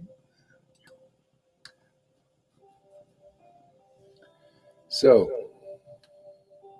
King Indra came to understand that Krishna is the all-pervading Supreme Personality Godhead, and which included its forest of Vrindavan and the surrounding area. Some say is situated in the spiritual sky, far above the coverings of the material world, and where the devotees take shelter of the spiritual ground, where Lord Krishna enjoyed many pastimes. See, the devotees, oops, I did it the wrong way again. Oh, shoot. See, the devotees take shelter of the spiritual ground. You ever heard of grounding? It's grounded, you're grounded. See, so the Lord, from his spiritual realm, grounds that pastimes here so we can get a hold of it. See, otherwise it's not grounded. It's just in the book too. It's describing the loka and all that. No, it's got to be grounded. So he comes here with his paraphernalia, the devotees, and they're worshiping here. See, as they do there, they ground it, bring it to the ground, bring it to the earth. See, we need that. Just like now, it's in the book, right? He's got to ground it again. See, it's got to be in our temples. That kind of worship has to be grounded. We're grounding that worship here again. Otherwise, people don't know what it is. It's in the book. You speculate, oh, well, it's like this. It's in your mind. No, it's got to be grounded. It's got to be in your body. You got to feel it. You got to be in your feelings. It's got to be in your mind, the pastimes. See, that's why we're the temple, man. See, this is where the Lord's, the worship is complete. My temple is here. It's grounded in this world. Otherwise, it's ungrounded. See, it's ungrounded. You ever see people that are ungrounded? They look spaced out. That's what the world is. That's what religion is. They're spaced out. They're not grounded in Vrindavan. This is grounding it, not without fear, what people going to think, and all this stuff. No, this is it, man. It's grounded again. Great word. Great explanation that, see, writing this stuff. We fluff it out, man. Yeah, that's how we're grounding it, isn't it? See, it's just like I can relate to this. I can relate to that book, man, because, I'm grounding it. It's being grounded here. Again, that's why the Lord came, started everything. We got to bring it. This bhakti is available again when it's grounded here. People are ungrounded. Oh, they're blah, blah, blah, talking about it. They don't feel it, man. The tears aren't pouring out of the guru's eyes. The holy laughter is not pouring out of their hearts and their mouths like it was when it was grounded here 500 years ago.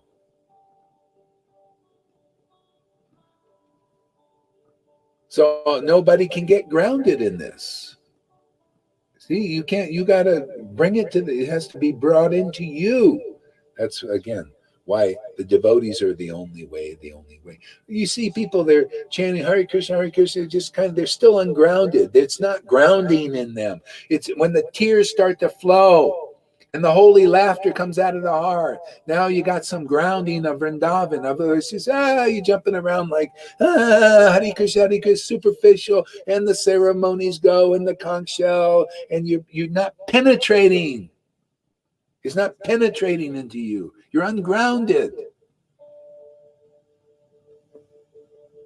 Yeah. Here, it's grounded into this world, in our bodies, in these temples. When you start to feel, oh my God, this is the temple here. These tears are the water, and the body is the conch. It becomes sacred. The conch is sacred because of the water. See, it's offered to the Lord. It's sacred. See, and our bodies become sacred because of those holy tears coming and being offered to the Lord. Is this it, or is this exaggeration? This is realization. This is my life, my truth. This is, unless you hear from devotees who are experiencing these things, you don't know what it really is. Everybody's speculating. Blah, blah, blah, blah.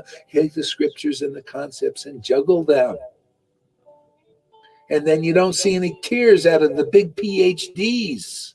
Where are the tears showing that you're grounded Vrindavan? Isn't that the point of going to the Gaudiya Vaishnava line, to get Krishna Vrindavan? Yes or no? Well, that's available here. It's grounded here. The worship is here. The tears are here. You get you through the superficial layers of ritual. And you realize, hey, I am the ritual. See, the body, the Lord is saying, yeah, I'm using you. You're my flute. You're my real expression of this world. Because the Lord is the rich. Yeah, I mean, everything comes from his body, man. Our body, spiritual body awakens, and all these things happen. Things that, people have very rarely seen in this world.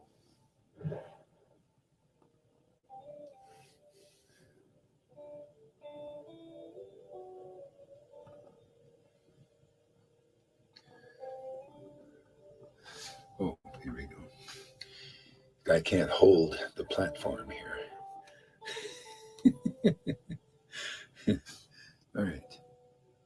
Let's see here. This works. Yep. Okay, I'll go back on here. Yeah.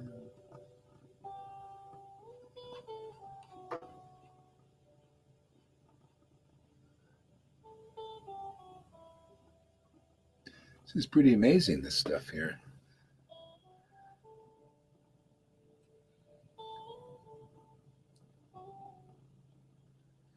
Lord Krishna manifested his spiritual form, a form described in Brahma Samhita and other scriptures.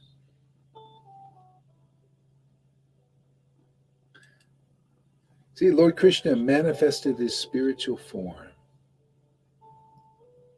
in Vrindavan. What is that spiritual form? See, the spirit, people think, oh, it's just a form, some material form. No, it's a form. It's a spiritual form, man. It's a form of Sat. See, it's an eternal spiritual body. See? Eternal spiritual body. And the devotees have an eternal spiritual body. See? It's a form. You notice, until you meet a real devotee expressing in this world, you're not seeing the form of the Lord. You're not seeing the empowered form of Krishna.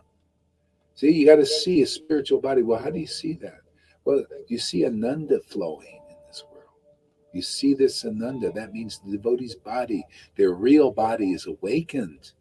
See, and Ananda is flowing into that body. See, he keeps that body eternal. See, now the devotee possesses an eternal spiritual body, man. They're a true son and daughter of God, or friend of God, or maintainer, or conjugal beloved of the Lord. See, their spiritual bodies awakened and being nurtured by the Ananda and the realization and the revelation of Vrindavan.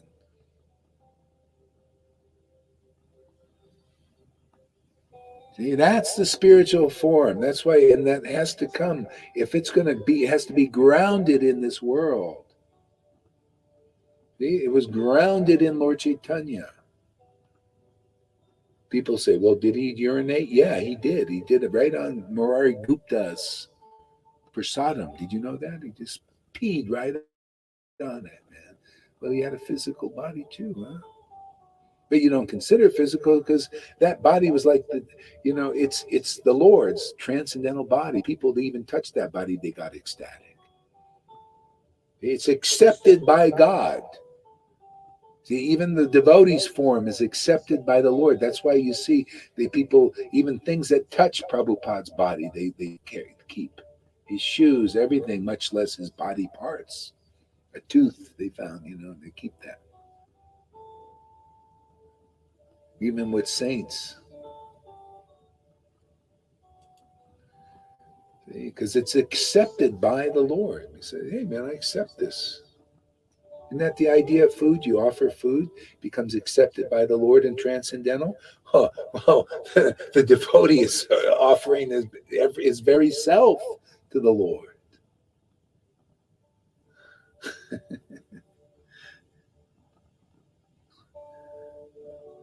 No wonder they say don't consider the spiritual master an ordinary person.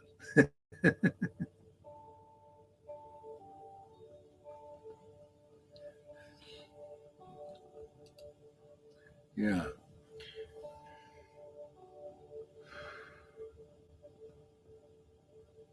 So King Indra came to understand that Krishna is the all-pervading supreme personality of Godhead, and which including its forest of Vrindavan and the surrounding area, some say is situated in the spiritual sky, far above the coverings of the material world, and where the devotees take shelter of the spiritual ground where Lord Krishna enjoyed many pastimes, and where Lord Krishna manifested his spiritual form.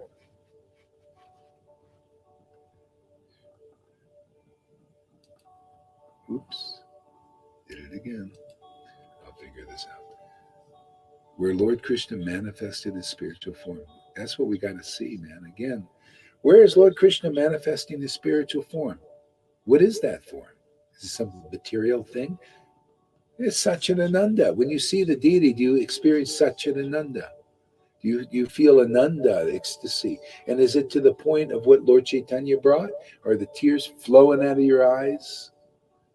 Are you laughing like a mad woman and madman and choking up and be so happy to be with God, so intimate like that? Well, that's great. That's it, man. See, now the Lord's form, you're the empowered form of the Lord. Now people will see what the deity really is through you, as you. Otherwise not. People won't know. Well, what is God? Well, you got to see the devotee because the Lord manifests as his devotee in the Ananda. You'll see a certain facet of his nature. As this is my intimate friend. We're very intimate relation. This is my intimate servant. We find out relationships, and different facets. Okay.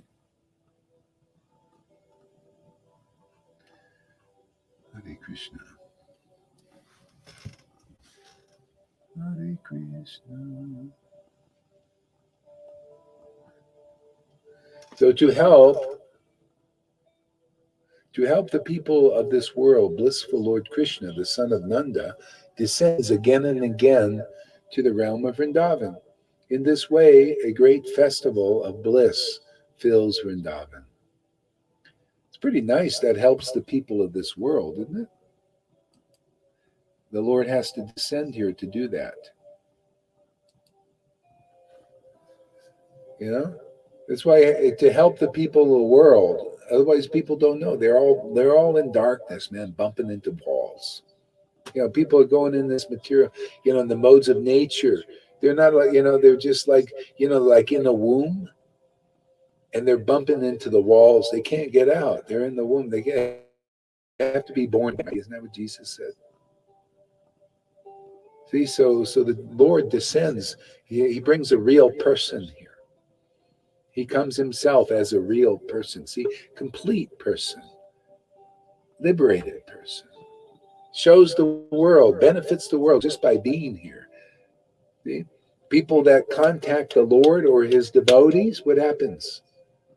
See, then they come out of the womb. They're born by that contact, born by, especially when that's why I keep saying, come and listen for a while, because then you'll be born of the word. Isn't that what the Bible teaches? You know, people that heard from Jesus, they were born not of flesh and blood. Oh yeah, it goes on, man. You have mother and father for that. But you need this. That's why it's the scriptures say, we just read this, you need to have a worship the spiritual master. Worship means give attention. See, meditate on the word of the guru, because that word will cause a spiritual rebirth. That's the second birth. You will be born. You will have your spiritual body activated. You'll be able to worship the Lord with taste. See? Otherwise, it's, you're just tasting things in the world. You got to taste that name, not just do it out of duty. That's still a Brahman. You're still not awakened yet. No, you have to have spiritual taste. See, and that taste develops into the point of devotion, and then see that bhav, and then praying. Okay? Very intense. That's when the tears start pouring and the laughter starts coming. See, so some are getting it a little quicker than others, but hey, man, you're on the right train, man. You're on the right track. Isn't it nice to be on the right track? You're on track. You don't know how long people are, been doing this. But you're on the right track.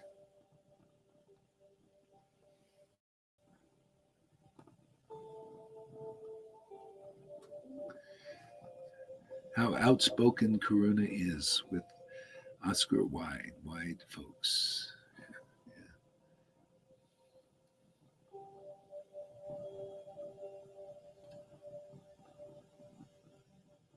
Okay, let's see. Let's try. Oh, I did it again.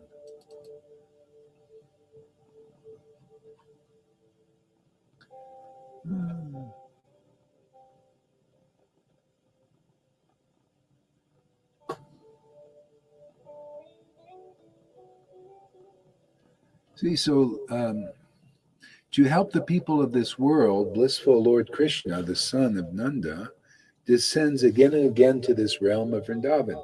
In this way, a great festival of bliss always fills Vrindavan. See, again, related to this is Sadhu Sangha. Oh man, I did that again. Did it the wrong way. I'll get it eventually.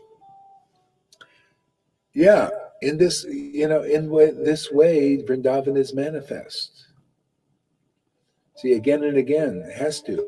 This is Sadhu Sangha, so that Vrindavan can manifest again. How else is it going to manifest? See, it's the mood, it's the worship. Have you been to Vrindavan? So you go there and you see often awe and reverence in the flowers and all. Okay, it's very nice, and the atmosphere can be nice. But the real worship is the real Vrindavan. It's the feeling. They call it the bhav. You gotta have the bhav, the feeling of Vrindavan. See, again and again, this is manifesting here. Has to. This is real purification. This is the strongest method of purification, is just to bring Vrindavan here. Bring Krishna here every day. Bring Radha here every day. Have this prema ras every day. Best purification, best auspiciousness. Those who start to get it, your whole day is just float. You just float through the day. Everything works out. People even treat you nice. Krishna protects you. Hey, this is what the Lord wants people to have, the highest auspiciousness. See, that's him and his devotees. You know, have that auspiciousness of the spiritual world here. That's why the devotee, to bring that here, that auspiciousness, that's real auspiciousness. To bring the Lord here. Isn't that when the birth of Krishna happened, everything bloomed, everything was working really nicely and beautiful when Krishna appeared. And we're bringing that same Krishna here every day, same Radha here every day. How can our lives not be auspicious and the lives of people who come here not become auspicious? That's why all the demons get thrown out of us, right? They get thrown out. It's like, hey, you know, this is so auspicious. You have to go somewhere else. All those negative thoughts have to come out and just allow that auspiciousness just to bloom in us every day. You know, let Krishna express his glories, his ecstasy, his understanding, all of that. Let that is the only auspicious thing in this world. Okay? Nothing else is. The modes are not auspicious. Even goodness, it's more auspicious than ignorance and passion. But it's still not real auspiciousness. The transcendental potency is real auspiciousness. It's real. It's eternal. It's the only thing important to the Lord. Even one devotee who has that is more important than a whole universe of beings without that. So that's the mercy, is to send even one devotee here who has his auspicious, intimate presence and distribute that to others. Go ahead. Oh, no.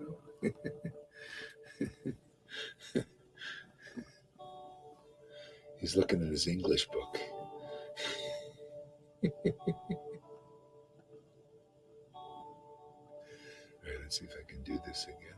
Yeah, like this.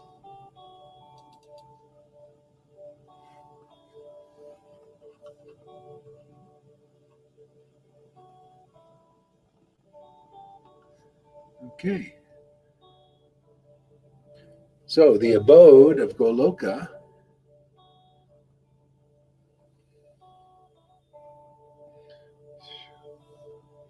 and where Lord Krishna manifested his spiritual form, a form described in Brahma Samhita and other scriptures, is the abode where Lord Krishna enjoys many manifest and unmanifest pastimes, described in many scriptures. See, unmanifest pastimes. Is that the way? No, like this. Okay. Unmanifest pastimes. That's what you see in here. See, they're unmanifest, but they're manifest. Because if you don't see the unmanifest pastimes, then you have to wait till the Lord manifests them again, and that's a very long time. Okay? That's why these scriptures are here. The scriptures are here for the living Bhagavats. See? So that Sadhu Sangha can be here, so that we can create the new Vrindavan, so that people can feel Krishna's presence. See, it's important to feel Krishna's presence. See, the unmanifest pastimes become re-manifest like this in Harikatha. That's why the pastimes are here. Why do you think the Goswamis wrote down these pastimes? Even like Chaitanya Charitamrita were from the notebooks. The devotees knew how important it was to record these pastimes of the Lord. Swarabdhamana recorded these things he saw the Lord do, because it's the only auspicious thing in this world, these activities. See, they're the feet of the Lord. The Lord's walking all over the planet doing things. Everything he does is completely, truly auspicious. Every glance, every eyebrow up or down, every gesture, they're recording all these as much as they could. Because for the future, so that these these unmanifest pastimes can be performed. You know, this harikata, talking about the Lord, prema awakens. Chanting his names, prema awakens. The feeling awakens, makes the Lord's pastimes manifest again in our hearts, in our bodies, in our temples. See, that's finishing it, man. I mean, that's what the Lord did. The Lord Chaitanya was, he came here and got people to do kirtan even when he wasn't around. And when they became ecstatic doing it, he goes, okay, I'm finished. Finished. It's finished. People are ecstatic doing my kirtan. See, they're worshiping my name in ecstasy, in prema. It's finished. See, Jesus said, it's finished, man. My 11, they got the Holy Spirit now. They're like me. They will continue this on.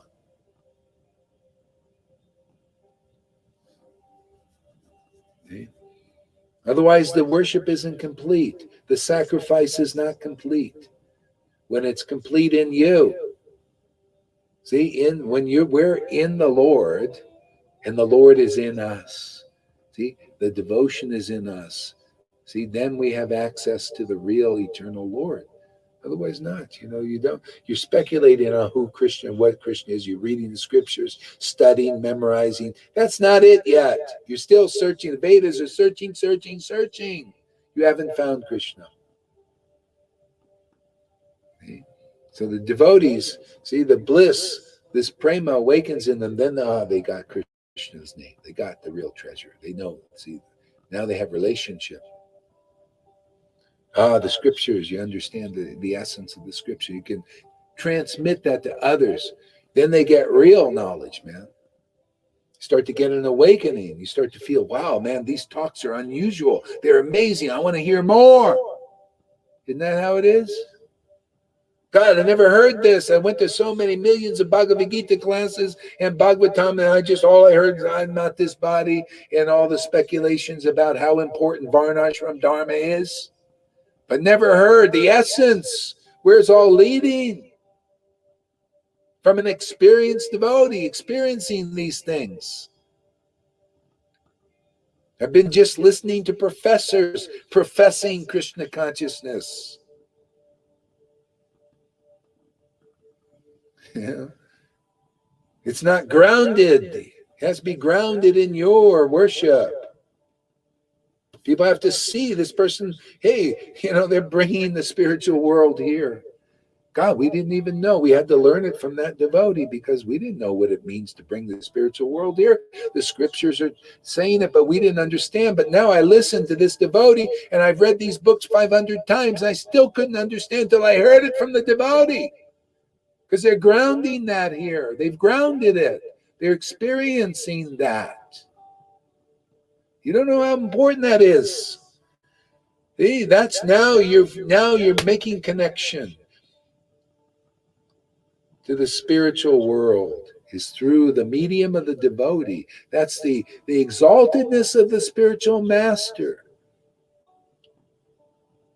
They connect us to the spirit. They awaken our spiritual inclination to serve Krishna. Otherwise, it's not there. It's hidden, dormant, under all these modes and conditionings and all that stuff. We don't have any, no understanding, nothing. That's why you got to, I don't care if you're a big guru out there or one of their followers, you got to come to realize diddly squat until pure devotional love of God awakens in your heart. If you're not humble. I don't care how this guy's so humble. He's yeah. Well, if pure love of God is awakened in your heart, basically not much. Very little. Oh, you have faith in the name? Okay, well, that's something, but not much. You need to go where you can have that possibility of awakening. Yeah.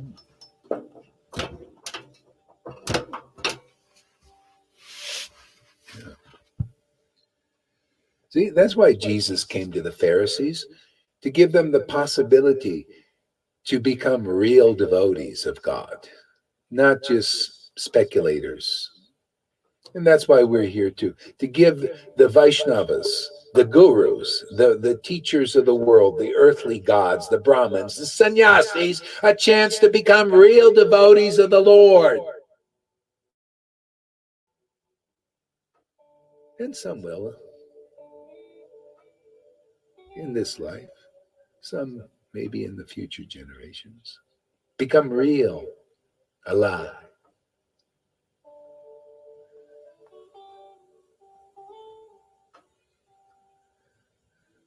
Okay, so I got to do it this way. Let's see if this. Yes, I did it. Okay. Uh-huh. So the abode of Goloka is described in Brahma Samhita, which affirms, I worship that seat known as Svetadvip, where, as loving consorts of the Lakshmis in their unalloyed spiritual essence, practice the amorous service of the Supreme Lord as their only lover. Oh, this is great. This is amazing. I worship that seat known as Svetadvip, where as loving consorts, the Lakshmis in their unalloyed spiritual essence practice the amorous service of the Supreme Lord Krishna as their only lover.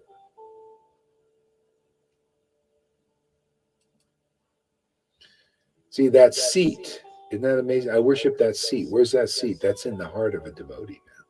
See, that's where the Lakshmis are. That's where the gopis are. Yeah. Go ahead. Want to say something? Go ahead. That's where the wealth is. Yeah, I couldn't find my cursor. That's where the wealth is. Yeah. Yeah. Yeah. The wealth is in that seat. See, so Brahma is saying, I worship that seat. See, where do you see the Lakshmi seated? Where do you see the gopis seated? What heart? Is it in these gurus, in the Brahman? Because wherever you see that, see, that's where you to worship, because that's where the sacredness is. See? So Brahma is showing this is where you go. Look for that seat. Where is the Lord? Is he awakened? See, because that's where Brahma is saying. See, he's teaching how to worship, where the worship is, what is the nature of that worship. Yeah, what are the qualities? What are the symptoms of where God is actually in the seat of the heart of a particular, where that devotee is worshiping the Lord with their essence, their real spirit. See, this is the prema coming from the heart of a devotee. That's the essence. See, these verses are, you know, that's half of it. The other half is the devotee's glorification of those verses, makes the worship complete. So the book was in Shukadev Goswami's mind because they had their Shuttadaras. They could memorize. His father explained the Bhagavatam is all in there. And then the complete of the worship was the speaking of it, the vibration of it going out into somebody, but then it went into some bodies. See, awakened the Lord in the hearts of many temples. Many people became self-realized. Many people, just from the glorification of Jesus, became saints. See, from the speaking of these books completes the worship. Of course, if you've got it in another life, you just speak it yourself, or you read the verses, and boom, it awakens. You don't lose what you've gotten in another life. You bring it forward. Like you guys, if you come and take another birth, boom, just awakens, because it's awakened here. What you bind on earth, you bind devotion on earth, you bind in spirit or on earth or wherever you are. Narada Muni's going all over the place. He never loses devotion. It's always there, because this is the permanent treasure. Jesus said, it'll be with you forever. The counselor, the purifier, the one speaking through you will be you. That relationship will be forever. See, it's finished for you and then, never really finished, but, it's.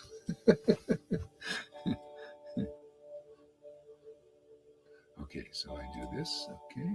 So I worship that seat known as Svetadweep, whereas loving consorts, the Lakshmis, in their unalloyed spiritual essence, practice the amorous service of the Supreme Lord Krishna as their only lover. See, their only lover, that unless Lord Chaitanya was teaching, is until you see self-realization is simply this, is you realize Krishna, the Lord, is your only object of worship. That's it. You really get that. See? Nothing else, nothing in the modes of nature is your object of worship. That's why people have a hard time with this preaching. They're still believing in objects in the material world as worshipable. And I say, well, no, if you want to be delivered, you got to come here and learn how to make only what is Shuddha Bhakti your object of worship, whether it's the devotee or the Supreme Lord. That's what you learn here. If you're not a real devotee, then it's not worshipable. If there's no real devotion, it's not worshipable. If you believe it is, then you're a non-liberated person. You don't know what is eternal from what is not.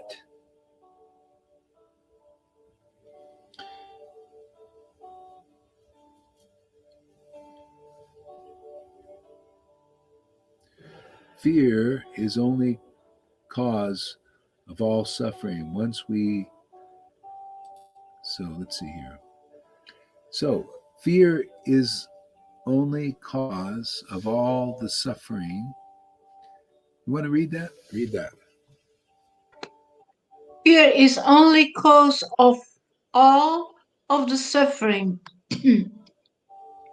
Once we accept the fear and work with it, I'm sorry, there will be no suffering. That's true. From the No, it moment isn't. we accept, there is no suffering. Inconclusive. I hope you can take this, Upendra, because I like to. Well, you decide if this is more conclusive. Okay, let's put it like this. Lord Chaitanya said, and I just read this yesterday, when one is cut off from Krishna, fear arises.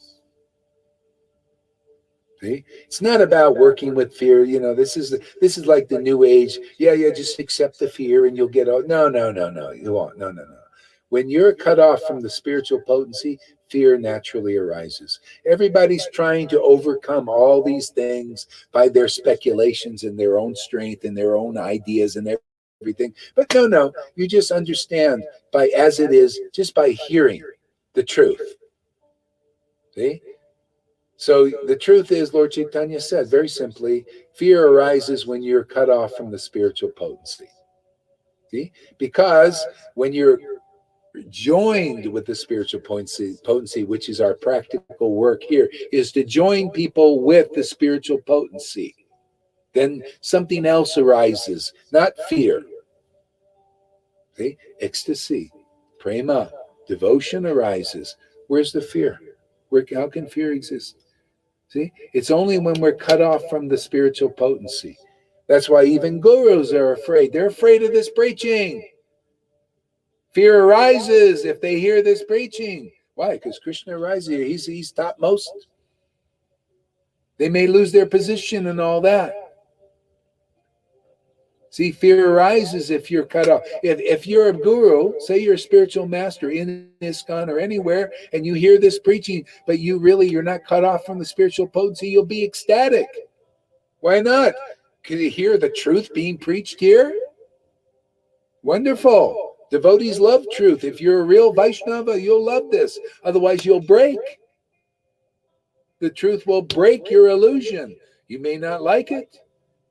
You may resist it. You may even want to kill the devotee, with what they did with Jesus. Don't speak the truth. Don't break our illusions. Yeah.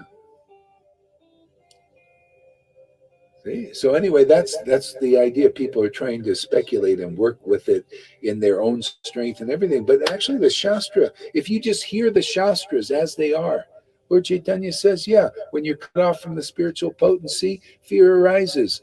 When you're joined with the spiritual potency, ecstasy arises, Krishna arises. What do you have to fear? God is awakening in you. You're joined with the Supreme Lord. That's why the boldness is here. You know, the boldness, happiness, true happiness is here, ecstasy, purification, real knowledge, everything is here because we're connected to the spiritual potency. Is that interesting to anybody? Or do you just want to continue to speculate? Well, we'll be feeling the fear and all. Yeah, go ahead. I've been there, done that, man. I've been in the new age. I've been doing these things. I know psychology. I know all these. I studied these kind of things. But this really works. The other's a band-aid, and you never really overcome because you're doing what Jesus said. You're trying to enter the kingdom of God in some other way. The best way, throw the speculation away and just hear the verses. And you overcome by Krishna's strength, by the strength of Guru, Sadhu, and Shastra. Okay? Very simple. If you abandon this idea, these are, hey, have you overcome? I've overcome fear in this way. I just take shelter of Krishna and I overcome fear. If I start, listening too much to this other stuff in the world and all that, fear arises. But if I take shelter of Krishna, like the residents in Vrindavan did, then prema arises, then the ecstasy arises, and Krishna takes care of everything. See?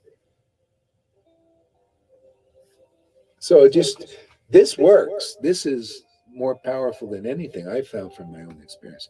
But that way, a lot of people are going that way, trying to, feel the fears and overcome it by embracing the fear. That's all. This is much easier, man. This really works. Okay, read this. Let's see what the reaction is to these words.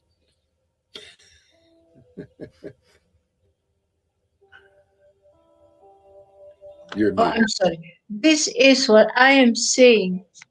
Fear causes suffering. Because of that suffering, we will go to spiritual path. Then, once we be clear on our path with our doubt, then there will be no fear to reach to that level. We need to have deep understanding, even the person who are in Krishna consciousness, and still have don't they still suffer because they don't trust Krishna completely? They don't. They doubt in him. I think Hare Krishna. Yeah.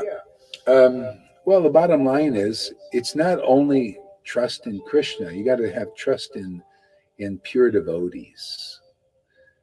See, and if you're really getting it right, and the bottom line is you got to taste this prema. So you need to ask yourself, am I tasting prema bhakti? When I chant the holy name, am I uniting with the transcendental potency to the point of the symptoms of tears and ecstasy and the holiness manifesting in my temple and of prema bhakti?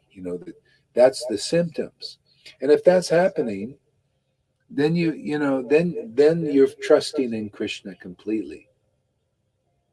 See? But usually what I've found is most people don't have that.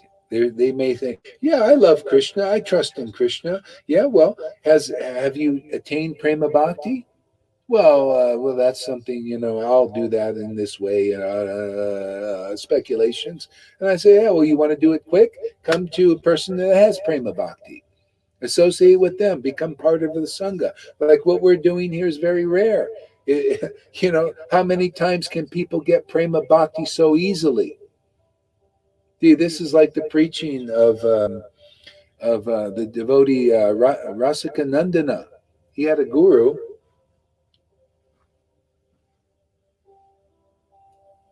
This is in the book. In his book he wrote. He had a guru. He was Shamananda. And he says, oh, do you want to attain Krishna very easily without trouble? Come to my Gurudev. That's what's happening here. And attaining Krishna means attaining this prema. Without prema, you don't have Krishna. Without the tears pouring out of your eyes and laughing like a madwoman like this lady here, you haven't got Krishna yet. Not completely. Just maybe a little something. Okay? See, if you want that, you have to go where that is, and that is here. Otherwise, you'll just think, I got it in, and you go your own way. And yeah, this is, I got I got it. Yeah. Well, if you really got Krishna, then you'll have prema. And without prema and the symptoms of prema, which is when one has prema, they chant this chapter 23. See, the book confirms our experience. Not the book is in there and it stays in there. No. That book confirms our experience, and our experience confirms the book. That's book Bhagavat and devotee Bhagavat together. And that's equals prema for others. Otherwise, the formula is not there, and devotees go around, they think, oh, very nice class, and they go elsewhere, and this prema doesn't develop. You want prema? Well, I just tell you frankly what the book says, and by our experience, prema is you chant Hare Krishna, and you get so close and so intimate, you draw the Lord because prema awakens in such rare devotees. See? And then the tears start, the symptoms of that Krishna is there in his transcendental potency. The tears come and being offered to the Lord, the holy laughter being offered to the Lord, the choking up, all this intimate signs and symptoms of true love. See? That's where you get prema. Otherwise, you're just speculating and you're going some slow way, or you don't know the value of this prema. This is the most important thing or substance or experience or treasure in this world is what is in this Sangha. And the question is, do you have it? If you do, why wouldn't you want to hang around such rare devotees who have it also? See? So we'll see what his reaction to this is. Keep going there, Upendra. I want to see what you think about all this. It's how we learn, communication. So thank you for sharing these things, sharing your mind and your experiences. It's great. Yeah, see, these talks is how we actually learn. I mean, I learn myself just by these dialogues, new things come, and clarification of what, all this stuff. Stuff is precious, these discussions. This is what Maharaj Parikshit was doing. He was asking questions, and he was asking things that were like, not just why is this going on and everything, and then the by questions and answers, everything got more clear. That's what we do here every day. This is a kind of rare thing. I mean, where do you see a guru giving class, and then people can actually, right in the middle of the class, jump in there? I even encourage it. Say, what are you doing Wednesday? Where do you see that? Have you seen it anywhere? You seen any guru give a class where you can interact, man? Or you have to kind of wait. See, it's a suppression thing. Suppressing. Here, interactive, man. Encourage it. Me? Man, it's alive, lively, juicy. I love this, man. Energy here. You see any energy? Oh, you're going to go, blah, blah, blah.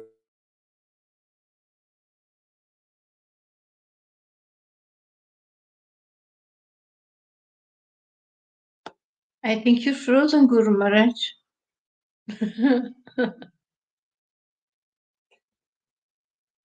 Yeah, you are.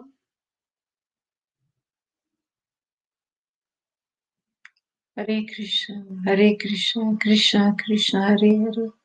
Hare Rama, Rama Rama, Hare Hare, Hare Krishna, Krishna Krishna Hare Hare Hare Rama Rama Rama Hare Hare Hare Krishna Krishna Krishna Hare Hare Hare Rama Rama Rama Hare Hare Hare Krishna Krishna Krishna Hare Hare Hare Rama Rama Hare Hare Hare Krishna Krishna Hare Hare Hare Rama Rama Hare Hare Krishna Krishna Hare Hare Rama Rama Hare Krishna Hare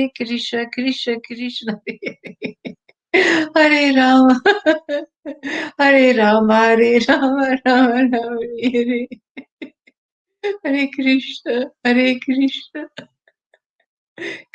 Krishna Hare Hare Rama Hare Krishna Hare Rama Hare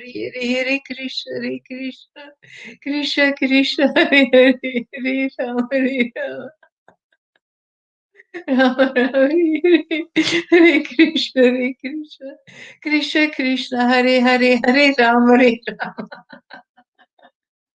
original Rama Hare Krishna Krishna Hare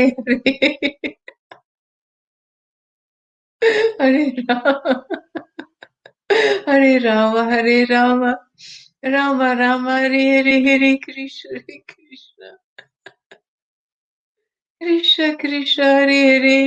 Hare Rama Hare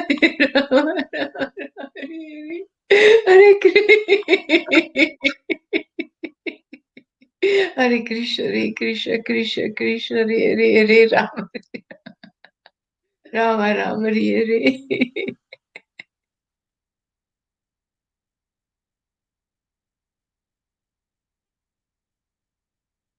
Okay, we're back. Why is this movement? We should not expect anything from Krishna. Let him decide. You want to give more ecstasy or more suffering? He always takes test of us. He tricked to us. He always do, Leela. When we are Krishna devotee, we just have to keep on believing him without any doubt, then the result will come. Hare Krishna. That's a slower way. If you want the faster way is come here, and then you'll come and expect and say, Lord, I expect this. I want this.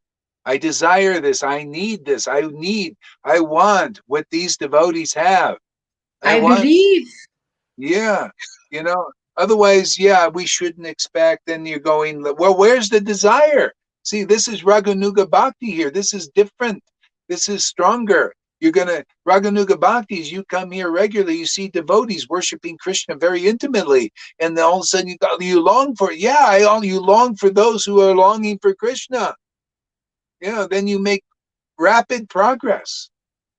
This is what we're here to teach. The essence is just a simple truth. Krishna says, Uddhava, you go tell those gopis, the only reason why I come back to them is their hearts are pining for me. People don't have that. If they did, they'd be here in a second, but they don't know. They don't know. You want your heart. The only reason Krishna doesn't come to you is you don't desire him enough, like devotees like here desire him. You want to get, it's not like we're just saying, well, we're not going to expect anything from Krishna. Krishna says, oh, you don't expect anything? Okay, well, I just come here. My nature is I give my devotees what they want. What do you want? Well, you're not expecting anything? Well, I'm sorry, but you're a jiva. You got to desire something, and you're in the material world. Well, you're going to be desiring these things unless you're desiring me. And if you want possibility to desire me, and understand who I am and what I am and how I exist, go to my devotees. They'll teach you all these things because they long for me and I come to them. Go ahead, Lilita. He wants to be desired. Yeah. It's just like a woman in this world. Women, what do you think they go to the beauty parlors for, huh? They got their nails done. They want to be desired, even though they won't, I just want you to desire me. See, there's no much reciprocation unless you're, you're wealthy or something, then they can dig the gold out of you. It's a very selfish place, this material world, isn't it? It's yuck. See, but Krishna wants to be desired because it's for, he desires to be desired because he's in our hearts and he wants to taste that prema in our hearts and benefit us. And we'll think, oh, yeah, man. Okay, man. Yeah. Have your way. Yeah, I desire you. I desire your happiness. Because that's my happiness, is your happiness. See, this is the intimate thing. So you're only going to get that in a sangha like this, and we're probably the only one that's actively preaching in this world like this. You show me another place with these symptoms. Symptoms of people who desire Krishna so much because of prema. Only with the prema can you desire that way that Krishna comes, and you can see the symptoms of Krishna being. The only problem is people don't know what those symptoms are. Therefore, that's part of our teaching. What are the symptoms? It's all in the book. Okay? The book confirms our experience, and our experience confirms the book, and explains the book. It shows, oh, wow, the map. There's the book is the map. And these devotees are both the map and the destination, all at the same time. You see what the destination is. You learn about this is the kind of education people need, wouldn't you say? You're educated about the destination by seeing the destination. How many lifetimes people may go and not see the destination of where they have a potential to go ultimately? That's all here. Amazing. The more we talk about it, the more I get more amazed. That's why the name, and like the name is the path, and the name is the ultimate revelation and realization. See? Here, the name is the same. And the name is the path here. And the path is prema. See, prema for the name is the path. And it's also the ultimate destination. That's all here. Devotees here are getting it very easily. You want this without a lot of trouble? Otherwise, you're going to have many lifetimes of troubles. Even as a Vaishnava, you're going to have gurus who haven't realized this destination yet. And you're going to believe that they have, or they'll say they have, and you'll be confused more or less. It's not clear. Everything's pretty clear here and gets more clear every day.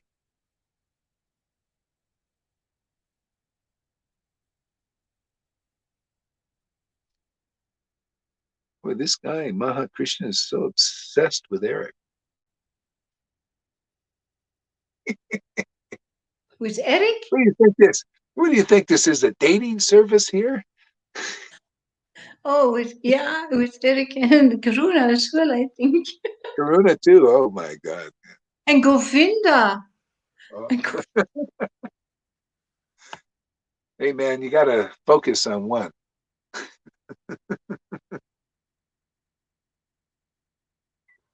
But this is what I said this once. There was a devotee young girl, and she had a really beautiful transcendental experience with Krishna. And she said, but yeah, that's just what we shouldn't desire. I said, who told you that? She was actually ashamed to talk about it, first of all, and then she cried in herself, we shouldn't desire it. I said, but it's just about that. That's just Krishna. But other devotees, they immediately cut it short, immediately said, oh, don't talk about those things. You're proud. This is the teachers. They're speculating. They don't know. And if you get the association of neophytes, this bhakti can't grow. You got to go to a sangha where they understand these more intimate things, and this is really wonderful. Yeah, you should desire. See, that's a misconception being preached by inexperienced devotees. So that devotee has the potential, but it depends on who they listen to. Otherwise, their prema will not develop in this life. It'll always be stopped by these inexperienced persons. That's why they can't come here. Gurus can't come here because they would be stopped. See, we don't do like they do. See, in the Vaidhi level, they don't understand these kinds of subtle topics and truths. They don't understand it. So if we go there or somebody goes there, that's actually should be here, then their bhakti stops. It won't grow, can't grow, because they'll stop it. What are you doing? That's not how we do things here. And if they come here, their nonsense will be stopped. And therefore, if you're afraid of that light, if you're afraid of the real truth, you won't come here. Oh, well, this is a threat. See, I'm in fear because I'm actually cut off. See, many gurus are actually cut off from Krishna. It's just a big show. And this would be great fear for them because, here, it's like well, wait a second, man, you're going to show me what my real position is? I want to know. It's hidden. I like being guru and all this stuff. Well, it's not, it's just, okay, but you're not, you could be a better guru. You want to be a real guru? You want to deliver your disciples? Right? Because that's what we're about. You shouldn't be afraid. You're only going to be a better guru here. I don't want your disciples, just school them right. Give them the ultimate benefit, but you got to get it yourself first. Otherwise, a disciple can come of yours and get it, and maybe you'll be impressed yourself, and then also come. See, that's what happened with the Pharisees. The fishermen got it first, and then the Pharisees thought, "Wow, they got this love of God that we read in the scriptures, His Holy Spirit. Oh well, what should we do to be saved?" And so then they listened. It's all about hearing, hearing the truth. Truth will set you free from the illusions you've been, believing in. People believing in so many illusory things, so many speculations. You got to come to the experienced devotees. See, they got the right understanding. It's very simple. Okay, here we go. I think we got another one from, what does he say? I agree with you, Prabhu. The desire will be until you don't feel Krishna completely, and it's fair. Once we feel Krishna completely, we don't any expectation and desire because you already have Krishna. What you desire and expect, Hare Krishna. I don't agree. Okay, what is it? What is it you don't agree with? Once we have Krishna, we want him more. Yeah. It never stops. This desire always grows. The more he grows, the more the desire grows. Yeah, that's how it is. Yeah. So it's a relationship of desire. So when our spiritual bodies awaken, it's a desire. It's like, that's Vrindavan, always desiring Krishna. If you don't, Krishna doesn't come because he just gives us it's like in the world. Krishna is in his shadow is the world, his shadow potency, the material potency. When we desire it, what happens? It comes to us. See, so because it's Krishna, but in that form. But that's all material. That's going to come and it's going to go. And when it goes, it may go for your whole life. And then when you pass from the body, it's gone. This is the illusion, Maya. See, so we got to learn how to desire spiritually. See? The spiritual body of the Lord. The desire prema. Yeah. Look at these devotees worshiping Krishna in such ecstasy. Oh, I want to worship like that. Oh, good. Hey, that's Raganuga. You're a Raganuga devotee. See? So if you don't have that, if you can admit that, well, I don't have this kind of desire to the extent that these devotees do, let me go and learn from them. And then you'll probably come back. But if you think you got it there, Upendra, or anybody else, but it's not really like, so this is a place where it'll develop. And you'll understand, not by speculating on what you think it is, because most do that. They think, oh, it's like this. Like she says, no. When you really get this, she's speaking from her experience. No, when I get this bhakti and this Krishna comes, I want more of him. See, this is its style. Otherwise, you're just thinking it's like that and all that, and you think you got it. I remember a lot of Narayan Raj devotees were like this. They think, because they study all this stuff, but they're speculating. They're not realized. And then he talking to these in their minds and all. They think they got it, but they don't. And then they're not interested in this because they think they got it like this and all this. Well, if you want to really get it, you got to be around devotees like this. They have experience of this relationship with Krishna, and then they can just tell you from their understanding. See, they're standing under the real relationship. That is love. That is not desire, I think. Okay, that is love. That is not desire, I think.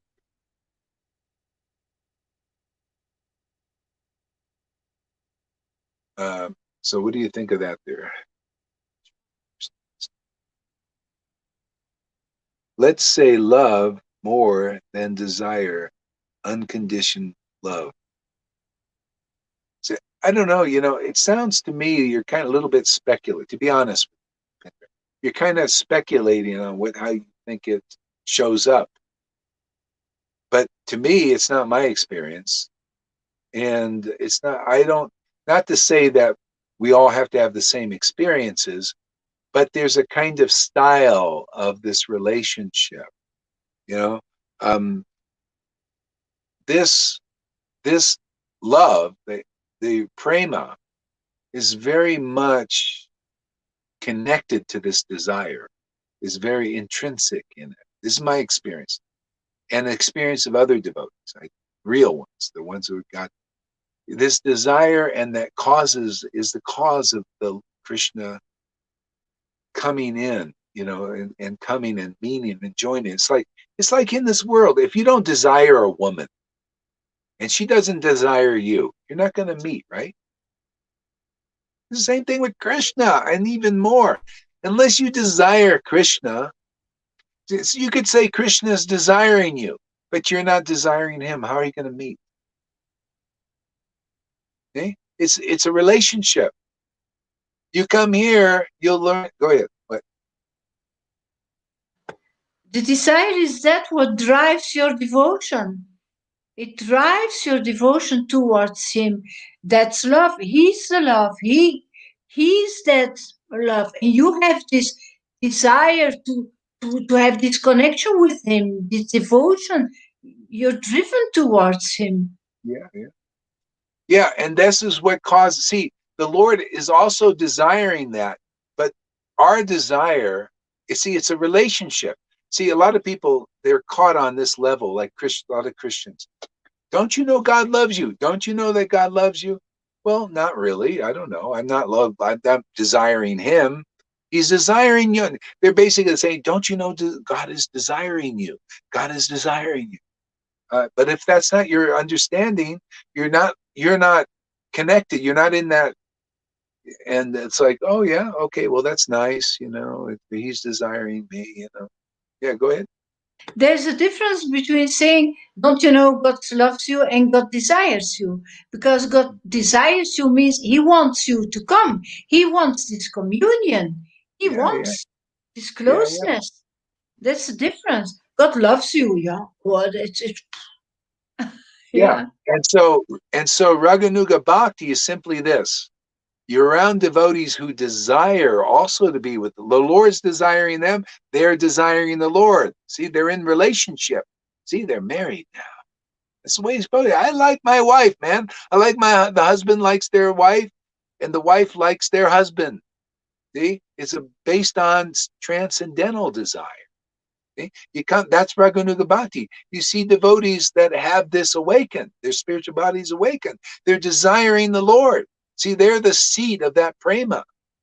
It's sitting in their hearts. And you see that, you think, wow, I want to also desire the Lord like that. I also want the Lord like that. I want to worship like that. See, that's why, you have to get sadhu sangha to understand it, how it works. It's not just, oh, it's all about Krishna. It's just the Lord. No, it's about you being a participant in this relationship. So anyway, that awakens by being in association with devotees where it is awakened. Your misconceptions will be all straightened out because these are experienced devotees. They're experiencing this and they'll say, hey, no, that's not how it is. Okay? And then you'll see how it is. And true humility is to see that, these devotees really know and I don't know. I think I'll learn something.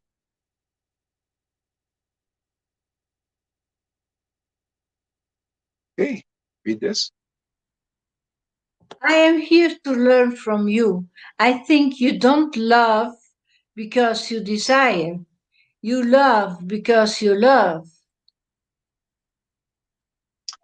Okay. See, this is where people mix in material desire and spiritual desire. See, you're not clear. Okay, spiritual desire. See, desire is there, but it could be mixed. A lot of people have mixed desire, this and that. Okay, but actually, we're desire beings, just like Krishna is a desire. He desires too. Therefore, we desire. Radha desires Krishna, doesn't she? Krishna desires Radha. So it's based on desire is very important. We have a desire body. Our soul is desiring the union with the Lord. The Lord is desiring union with his devotee. It's a relationship. Okay? So yeah, you'll straighten there. It'll all get straightened out here because you're with devotees in an active relationship with the Lord in his spiritual manifestation. This is what's rare here. You don't see this often. People are speculating, even like yourself, Upindra, which is natural a little bit. You can't help it until you enter this divine relationship with God. This is our work here. When devotees see that, they'll come in droves. Why wouldn't they? This is where you're going to realize, you have, without a lot of trouble, you're going to realize this in this life. If you start to really desire this relationship, you will get it manifest here without a lot of troubles. Otherwise, you're going to inexperienced persons who are doing like this. They're all gurus. They're all, they think it's like this and like that, but they're not clear because they're not experiencing this relationship. You need to find the experienced devotees, experiencing the transcendental potency, relishing it, tasting it, without speculations. It's our work here to make pure devotees. See, pure devotion. Okay? Not show some material perfections and try to, elude, we're pure devotees. See, we're perfect materially. You see, our devotees are really pressed nice. You see, we got all the clerks in the GBC agree that we are deliverers of our disciples. We come to an agreement. It is beyond all of that. This is real. This is how it really works, man. This is reality. You want to learn about reality? Eternal reality? Not, you come here, you'll learn the real Bhagavatam. Always talking about, not only talking, but showing, demonstrating reality distinguished from illusion. You notice back and forth. That's Bhagavatam. You got to hear a living Bhagavatam who is empowered to speak the Bhagavatam. See? Reality distinguished from illusion for the welfare of others, so that people start to learn something really important. Ramananda Roy, when he was asked, Lord Chaitanya said, what is the best education? He said, the only real education important is pure devotional service. If you can't understand that, if you can't understand what we're preaching here, pure devotional service, then do Vaidhi. Go out there and do, practicing being a devotee with practicing gurus, practicing to be gurus, and everybody's just practicing and they won't get the fulfillment of that practice until they come with this kind of associate, with a real guru, with real sadhus, and hearing the real shastras as they are. That's our forte. That's our business. If you can appreciate that, go out with the practicing devotees and speculate on what you think it is and all that until you're ready for this.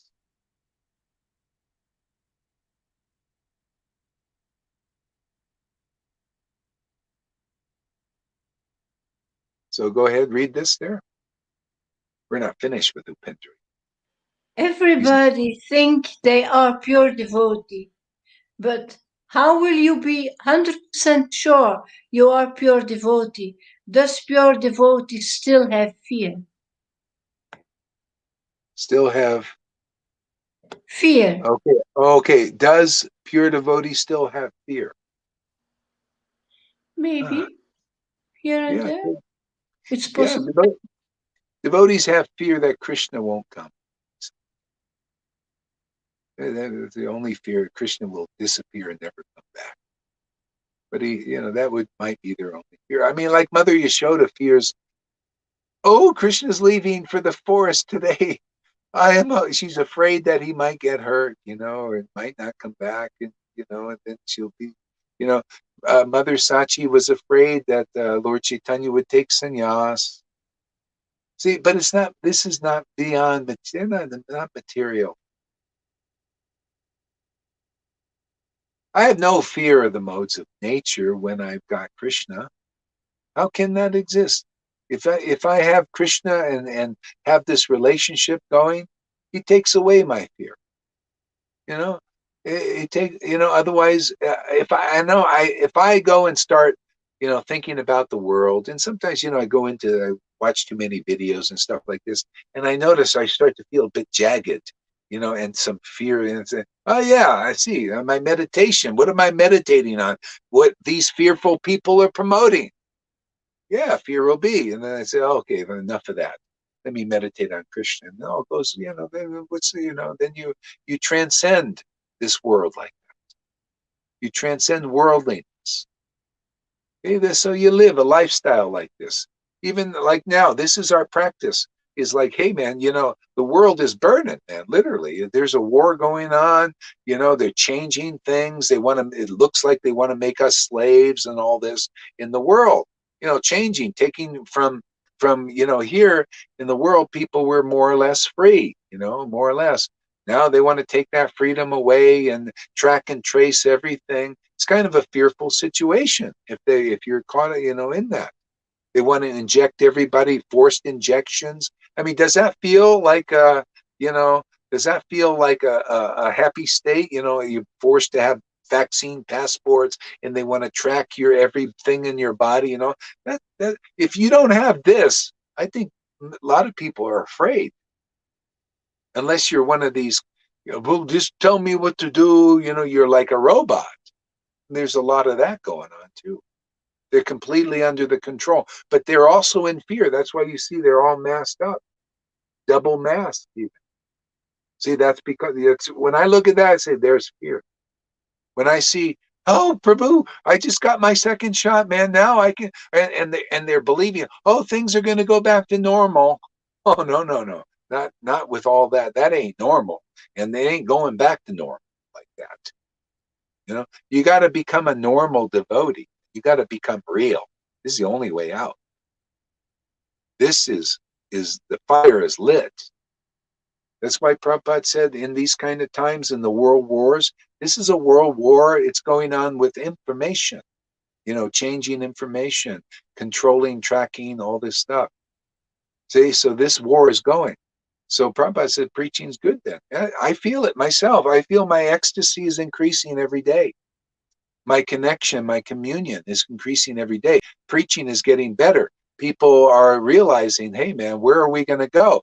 I'm telling you, I'm speaking more candidly. I'm saying, hey man, shelter is here. You want the shelter? The real shelter is here. We're taking it, isn't it? Aren't we taking it? We're showing the shelters here. We're demonstrating it and showing we're overcoming fear of what's going on here by taking this shelter. All of us, we all go together like that. You guys want to be a part? Do you want to be, part of this shelter? Isn't it? Don't we? See, we have Govardhan, the pastimes of the Lord, his name, his pastimes, attraction to that taste for those pastimes is our shelter. It's over our heads, man. And the more shit goes on there, the more we retreat there. We're practicing being Vrindavan devotees. That's what they did. They practiced coming under the shelter of Krishna, didn't they? They showed the practice. When the demons came, they ran under the shelter. Now we get the opportunity to practice like they did. You know? See, we get to do, this is grounding Vrindavan here again. They also had the demons coming, and we got to do the same thing because they're coming. The demons are taking control. It's the reality. If you don't see that, you're really a complier, man. You're really under their whammy, under the illusion. The demons are taking control of the world now, not the demigods, the demons. They're even controlling the weather. It's like Hiranyakashipu in the Bhagavatam. He took control over what the demigods did. He became control of that. That's what they're doing now, taking control of what the demigods usually have. The demons are. The Lord is allowing it. Why? Well, ultimately for preaching. Get people, hey man, you see what this is, this world. It turns on you. The demigods, they got to see this even. See, the demigods see, oh, wow, man, we're usually in control, but look, the demons are in there. We can't be settled now. Everything's, topsy-turvy. Lies are becoming the truth of the world. You notice? The lies are becoming the truth of the world. When that happens, oh my God, Kali Yuga is in full force. Even the demigod types, the guys fight. Why are you lying? Why are you telling lies and everything? Well, because we're empowered now, But look, under the shelter of Krishna, which we have here, under the transcendental shelter, it's like a pillow. Krishna's like a pillow. Soft one, down. I love it, man. So, hey, guys, are you afraid enough? Demigods and demons, you got enough fear in you? You come here, man. You'll get real shelter. We'll give you a high better than adrenochrome. And there's no addict. You won't get any black eyes. You get blue eyes, like Radharani. Blue. Isn't blue a better color than these black eyes? These adrenochrome junkies. These, they're in everywhere. They're in politicians. They're in these media people. What do you call these? They've been drinking it. The bankers are drinking it. These movie stars. You see them with these black eyes from it withdrawal. So anyway, we got something better than that. For any, everybody can get high on Krishna's name like this. Is awesome, man. We'll show you every day. We're getting higher and higher, right, Lalita? Isn't this great? The name is getting so ecstatic more. It's going to be, we'll just keep going as long as that and show the whole world that this is the best high you can get. It never decreases. It goes increasing high. Wow, these guys are high today. They're higher, and then they're higher, and on higher. What a great time we're born in. Boy, this is awesome. I love the challenge.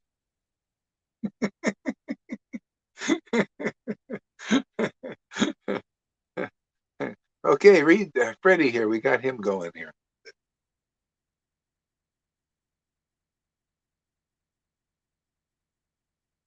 Oh, you're muted. Oh, Gotta start if we become desireless, then how can there be love? That's really true. The lover and the beloved desire for each other on a transcendental level, absolutely. Don't confuse this with mundane sentiment between men and women. Absolutely. Yeah. Boy, Freddie's he's really got a good ear. He listens good. Yeah. Right. Copy, Yeah, copy. yeah. So Pendra, keep coming here. You'll see all this stuff gets more interesting. Yeah, good. I'm glad you're sharing too. They're really nice. Okay, Johan says something here. Yeah, go ahead. Read Johan's. Chaitanya Charitamrita, Adi Lila, chapter 4, verse 15. The Lord desired to appear was born from two reasons. The Lord wanted to taste the sweetest.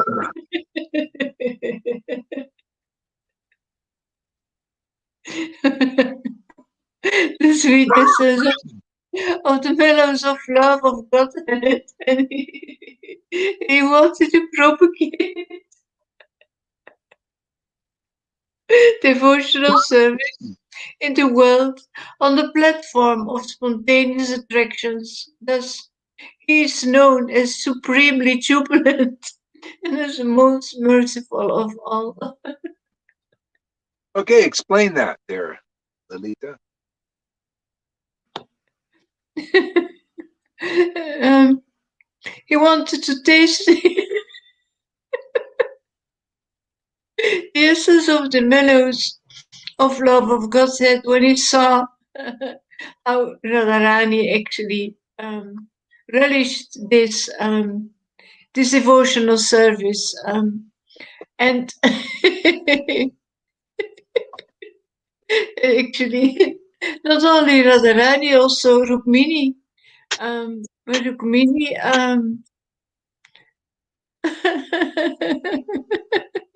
talked about her love for him and about Radharani's love for him, and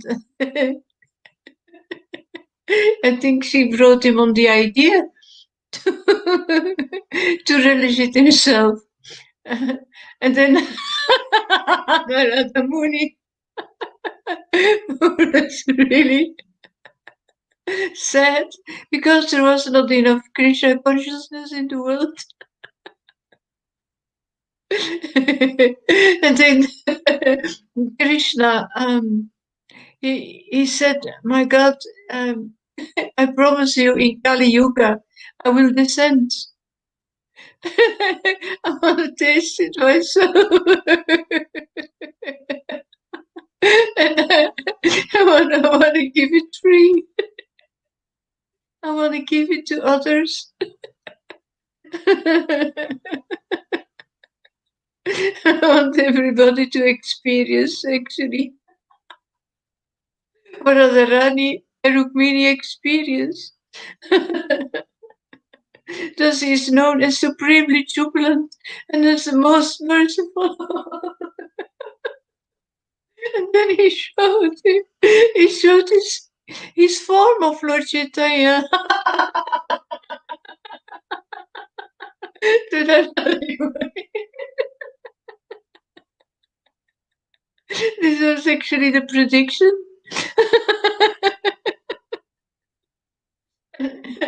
We are fortunate that we are such a sinners. Just receive.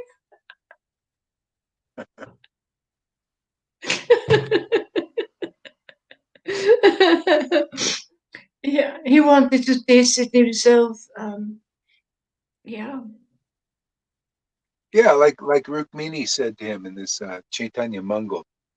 Rukmini said, unless you come in the mood of Radharani, you won't know. You have to come in that mood. You have to desire like she desires. So you have to have that kind of mood. See, this is a special way of working. And otherwise you can't know. See? So the Lord came in that mood, and he also desired to spread it. He said, for a long time I have not given this kind of bhakti in this world.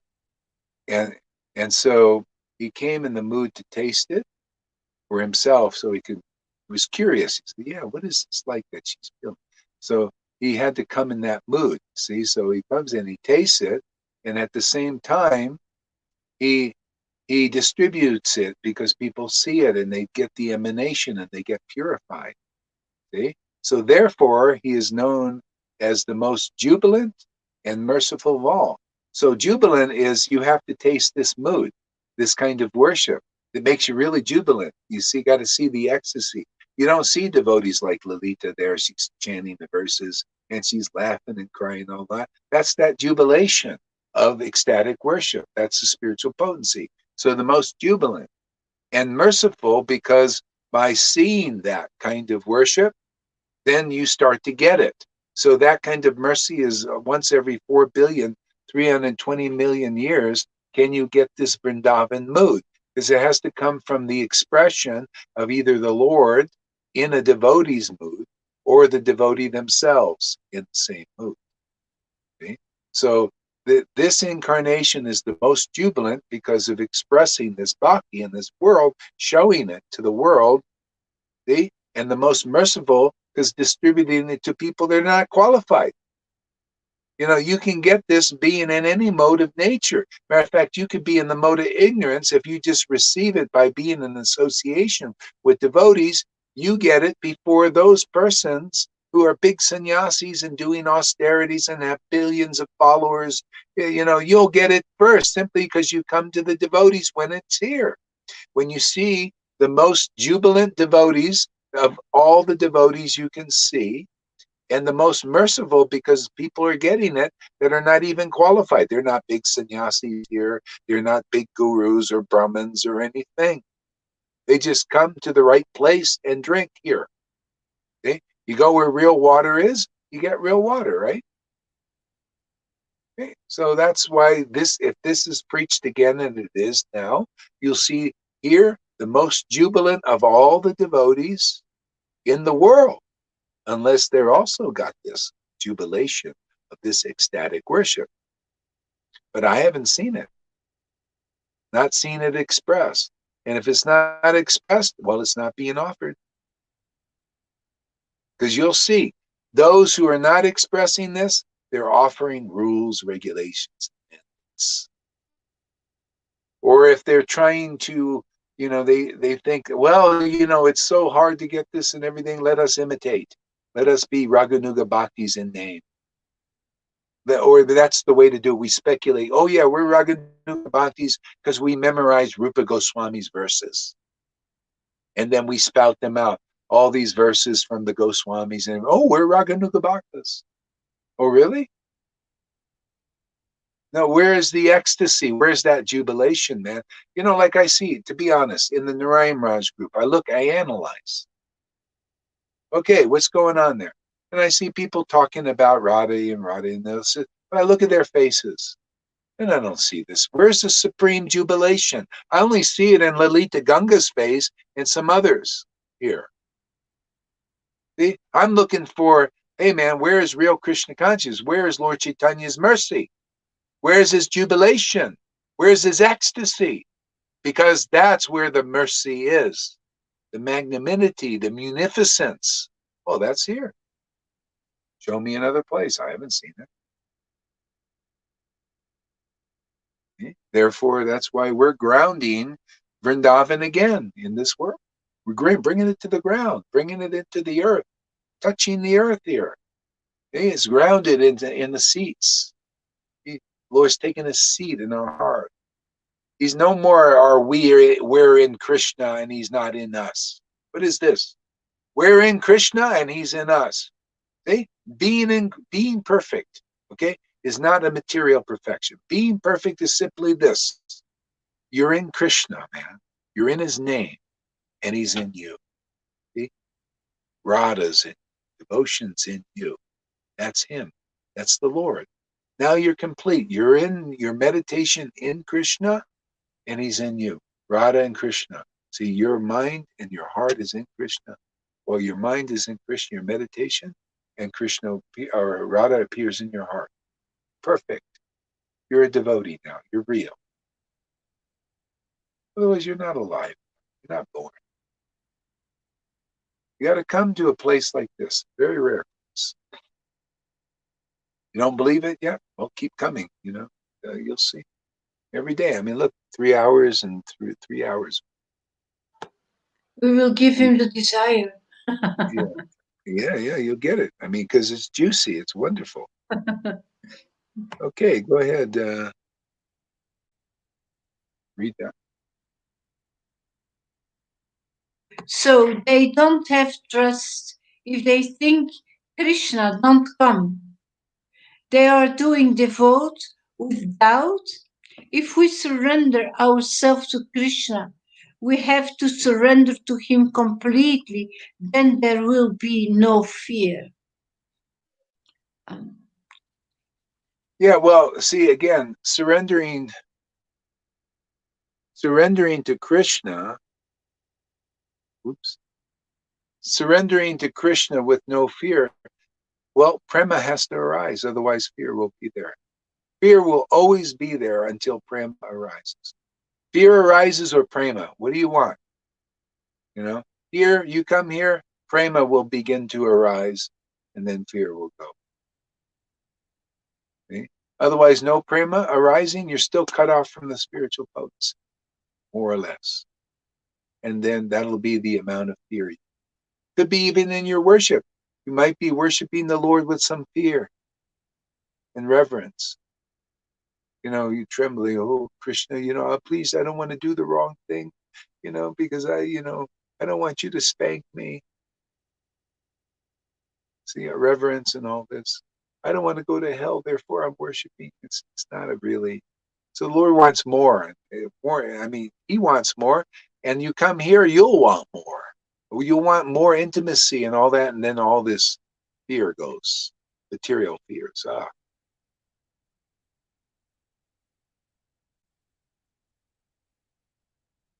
Right?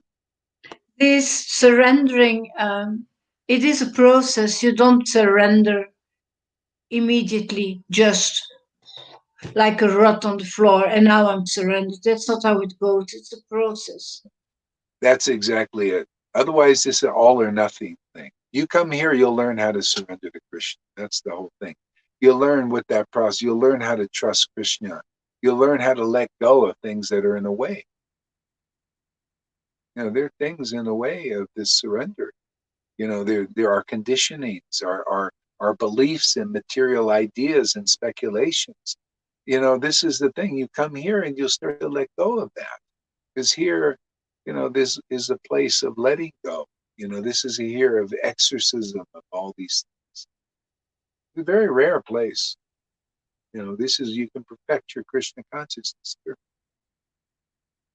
And you perfecting means you're awakened, and now you're perfect. Your spiritual body's awakened. Now you have taste. Now you're on. Now the more fun ride happens.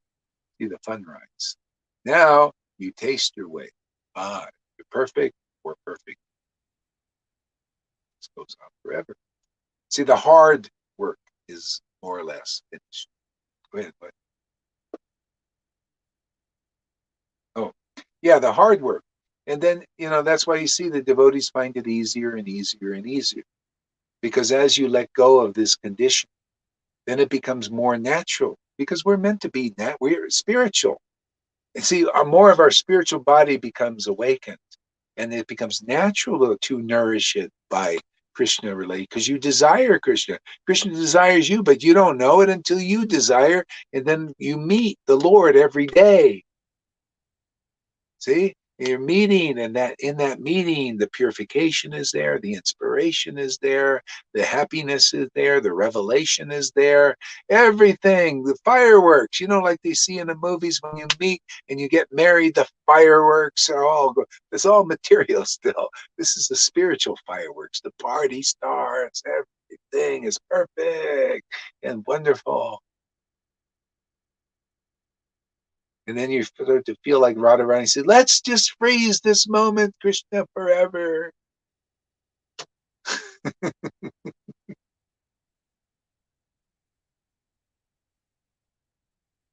I want to say something more. He said they don't have trust if they think Krishna don't come. But you've got to find the right path, because you won't find Krishna everywhere, You really need a bona fide Siksha Guru. You really need to hear the vibrations of the Lord. You really need to hear the real word that it needs to be waken up in your heart, and not every guru can do that. On the contrary, most of them don't. So, and then you doubt. You've got to listen to where are the real witnesses. They can point the finger. It happened to me. Krishna came to me, and he's still there. Yeah, I mean, yeah, you know, I don't know. My experience is when I'm worshiping Krishna, and you know, like doing chanting and all this, and there is a little thing like, hey, Krishna, you know, if you come, then if prema arises, then we can really have a rasa dance. Otherwise, I'll be just waiting, you know, and if it doesn't arise, well, yeah, then I'll just sit there. It's like Radharani says, Krishna, whether you handle me roughly or you know, embrace me, you're still my worshipable birth after birth. It's kind of like that. It gets like that. It's just like, hey, Lord, you know, here I just want to facilitate this rasa dance, you know, as a maid servant. And then when the prema arises, the realizations is Krishna's there and Radha's there, and the dance is going on, and we're participating in that way. Yeah, and until that happens, you know, I'm just still waiting and trying. You know, just like the maidservants are always trying to make arrangements for Radha and Krishna to meet. That's what we're actually doing here, making an arrangement. This sadhu sangha is just making an arrangement for the rasa dance, isn't it? If you know, the dance is this, you know, that comes from this communion with the Lord, the right understanding, these realizations, this experience, this prema, you know, all of this inspiration, the glorification. This is a rasa dance. And you come to sadhu sangha like this, and if you start to get attracted to these topics, like, wow, this is really freeing me. I'm starting to feel really inspired. I start to feel really, really good. Ah, I get an experience, a revolution in my life, man. Ah, oh wow, this taste. I want to hear more. Well, now you're like Arjuna, liberated soul. Krishna, keep on speaking. These topics are amazing. I'm just feeling enthralled by them. I never heard things like this before. These are so inspiring to my soul. They're like nectar. My ears are like tongues. Hey, when you started that, now you're on the liberated path, the path of taste. Oh, that's why you know, this is, come here. We're here to awaken taste for Krishna. You know, taste, spiritual awaken. You can literally, like you're tasting ice cream. This is what you come here, you start to see, wow, these people are eating some transcendental ice cream or something. Look at this, it's starting to become tangible. I'm starting to taste it myself in through here. And then I'm starting to speak, and my God, my chanting is better. I like to chant these verses out loud because it's like eating ice cream. Before I could only eat food, material food like that. Now I'm speaking these verses and these names, and I'm eating through here. What a miracle. What is this? Hey, this is what you learn here. Is this interesting? This me. Let's see what else we got. Aman, he's on. Let's see what he has to say. Oh, this is amazing grace. Sri Ragora Haridas. Auke Bhakti in our hearts. Govinda Dasa Amandasa. I don't understand the word there. Auke Bhakti in Awake, our awake, Oh, awaken. awake, awake. Oh, yeah, awake Bhakti in our hearts. Yeah.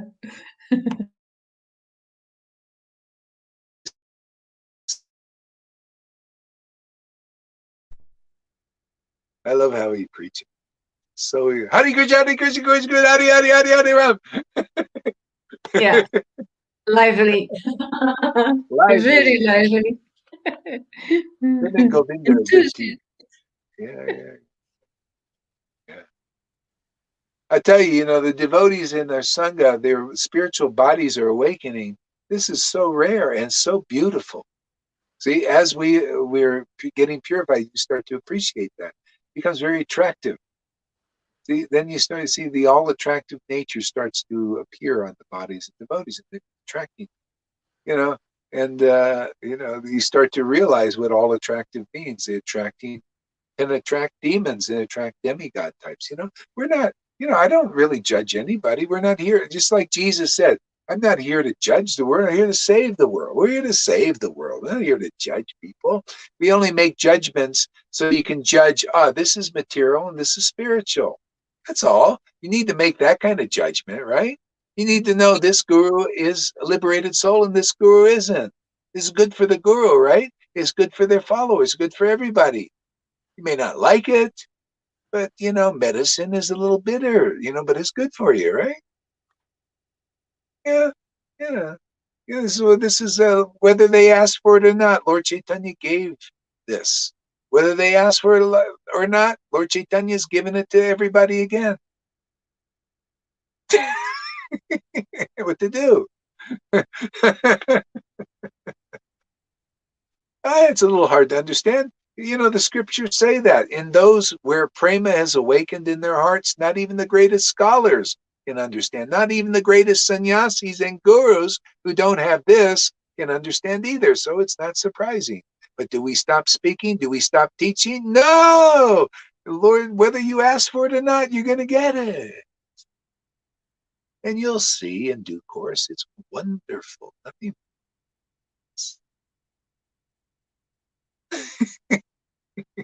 We're just following the footsteps of Lord Chaitanya. Whether they asked for it or not, they got it. Whether people are asking for it now or not, they're gonna get the truth. I don't care. No cloak for their sins. No cloak. See, once there's no cloak for the sins and you see the sins, that's called repentance. Oh, wow. I didn't know I was acting inappropriately. Oh, okay. And there you go. That's repentance. So then you just come and hear the truth. See, and here, and then all the sins go just because you're justified by coming to where the Lord is working. The Lord is working here in His transcendency. And when people come and say, wow, the Lord is working here in their transcendental potency, let me come and listen. Oh, there your sins will just go like that. See? It's always the same thing. Guru is one. Jesus said, the only sin is unbelief in me, in my word. The only sin here is unbelief in this preaching, experience preaching. This word, realized word, the only sin will remain. All will go. Your sin of thinking Krishna is something else and preaching he's something else other than he is.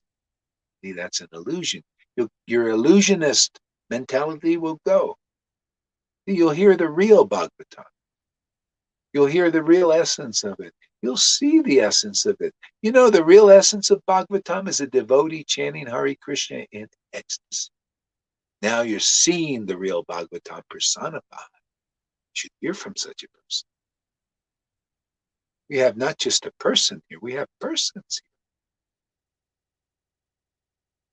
here. The more I talk about this, the more I start to think, wow, this is a great place to be. Look, there are 19 people thinking this must be pretty interesting. 19 people. Went right from 19 to 22. Do we have 23? 23 going once, going twice, going 3 times. 22 wins it. 2 equals 4. See, rounding, solid, king, tarot card, king card. 4 square. 21, we got 3. Father, Son, and Holy Spirit, Satchitananda. Another perfect number. See what other numbers we got. We'll do some numerology.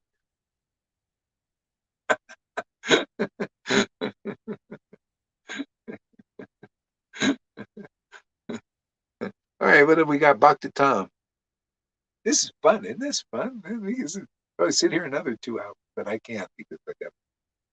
Go ahead, a little bit more. Adilila. Chaitanya Charitamrita, Adilila, chapter 4, from verse 15 until 16. Synonyms, prema rasa, of the mellow of love of God, niryasa, the essence, charity, to do, ashvadana, tasting, ragamarga, the path of spontaneous attraction, See, bhakti, tasting. See, devotional service. all of that is going on here. See the mellow. See the Of mellow the of love of middle God. path, See yeah. see The the essence. essence. See, the essence is to do that, is to taste the mellow of love of God. That's what we're preaching here. The essence of Krishna consciousness is not Varnashram Dharma and rules and regulations. No, it's leading to this. The essence is what we're teaching by demonstrating. You got to see, oh boy, this devotee is tasting the essence of love of God. Why? Because all the symptoms are there. The tears, choking, and all that stuff. That's the essence. That essence, the essence is always the best, isn't it? The essence. Can the essence? So why not get the essence when it's available? Why do you want all the fluff? You want the chaff? You want that's that Varnashram stuff now. No, the essence is being preached. The mellows of devotion is being preached. But it's preached by the tasting. No tasting, no preaching. Otherwise, it's just, they like in what I've seen in the Narayan Raj group. They're preaching, and okay, you're on your way. But no, it's not just by intellectual understanding, it's by tasting. Tasting what Rupa Goswami was tasting. Out No, of the many taste. lifetimes. No. This lifetime, you can do it. You can do it now. That's our work here. And Yeah. you speak out of the taste while you're tasting it. It's while Yes. it's flowing. Yeah.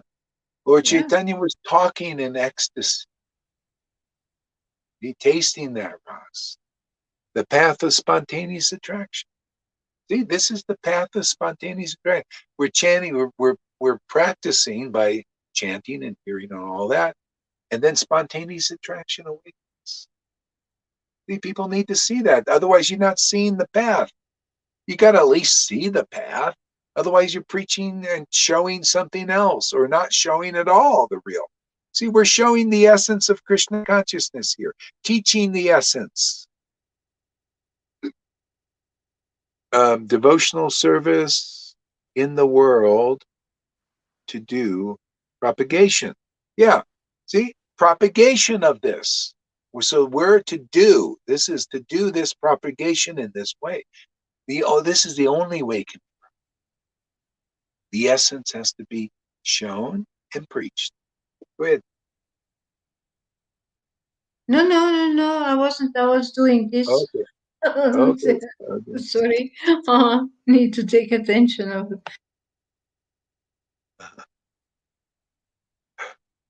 Okay. Read what Pundra says. I have one more question, Prabhu. Did Arjun suffer before the fight? Please make it clearer to me, Prabhu. Well, the Lord put him in a bit of an illusion. So the Lord does that. Sometimes he puts his devotee in illusion for preaching purposes, right? So Arjuna's there and he falls into the illusion. Oh, his tears, material tears were coming down his eyes. He's showing like this is what the people, they're suffering like this. Look at this, I gotta fight. So this gives opportunity for Krishna to preach the higher truth. You got to overcome material sentimentality. See? You got to understand the conclusive truth. The truth is, well, I'm the Lord, and I'm authorizing this fight because there are a lot of demons on that side. We got to clear the planet, man. We got to cull the population like he's doing now. Same kind of thing, culling the population through a war, through this war. He's culling the population. Yeah. So, you know, so was Arjuna suffering? Say yes and no. It appears that he was because he was acting the part. And but the thing is, he had Krishna as his friend, so how could there really be this? Krishna was his intimate friend, you know, and so it was a pastime, and to teach Bhagavad Gita because he was like playing the part of an ordinary person. Or Chaitanya did that too. he would act like an ordinary person for preaching purposes. He would show our position personally.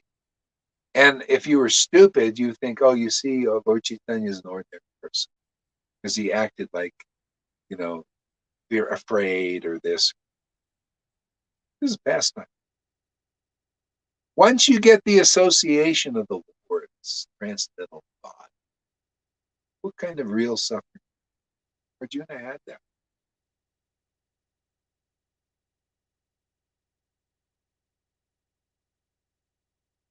I mean, was Prabhupada suffering when he was sick? Oh, yes and no. I mean, you know, there's some, you know, we have a material body, but he had Krishna. The main thing is he had Krishna. He had Prema. He had Radha and Krishna. There was the twin divinities he had. It was all icing for him to do what he did, to write those books. You know, it was all his devotional expression, really one of them.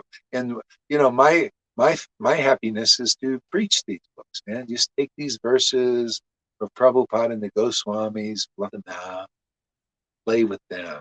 It's our play, you know, and liberate the world with the truth. Okay, let's see what else we got here. We won't get into Mahakrishna Das's sessions. Go ahead. John Andre, hello. What does patita mean, Mahakrishna does? Patita. So Patita Pavana.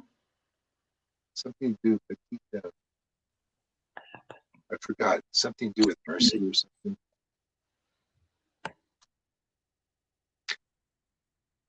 Okay. Okay, go ahead. Did we read that one already? I agree, Prabhu, but also Krishna was always with Arjuna all the time, but he didn't recognize full Krishna until Lord Krishna himself blessed him and showed him Supreme Self. He didn't recognize Krishna before until Krishna don't want Arjuna to know who Krishna was, I think. Actually, Okay. Krishna actually was. Okay, that's an interesting statement you're saying, because Krishna actually said, see, most people know Krishna in this more unit. He's everywhere, or they know him at least intellectually. They may not have had that experience, but they know Krishna as he's the super soul in the hearts of everybody. He's everywhere, everywhere present, all omnipotent. This, that's his universal nature, like this. But then Krishna in Bhagavad Gita says, but these people don't really know me, not in full. Okay? Arjuna knew him more than just that. But Arjuna wanted to see that, and he saw that really experiential. But Arjuna knew Krishna better in its two-arm form. That's why he said, okay, that's enough of that form. Let me see the happiness of this two-arm form. Very intimate, very intimate and interactive. Can you imagine this God? I mean, I got a bit of an experience of that in the early 70s, where I was elevated to see how the Lord was in everything, every particle, everywhere. And I was part of that, particle of that, It was an amazing experience. But this is this interactiveness, because there is still this thing of the personal nature of the Lord, and personal interaction wasn't there. It was kind of a little bit more distant. You're there, you're intimate like this with the Lord, but there's no personal interaction like this. So Arjuna said, okay, that's enough of that. Let me have this intimate interact. I like this better. More sweet, more relaxing, and more interesting, more spontaneous. I mean, doesn't everybody really want to be spontaneous? If you don't, you're really in fear or something. But, spontaneity is where it's at. It's the highest form of spontaneous. Is just the sound is better. Regulative doesn't sound as good as spontaneous, right? Spontaneous combustion. That's spontaneous love. Doesn't that sound better than regulated love? Regulated. Sounds kind of mechanical. Regulation. This is what they want to do with the world. They want to regulate it, track and trace everything, make everything. This is why inside it's like, ew, I don't want to, does that feel good? Do you want to be tracked and traced? Do you want to be regulated? Do you want to be managed by Maya and these elites? Like cattle, basically, they want to manage everything, put you in a trough, have a feeding time. You eat, and they're regulating you. This is what they have on tap. You can read about this now. They want to regulate your health. It's like these people. They have this bizarre idea. These are demons, man.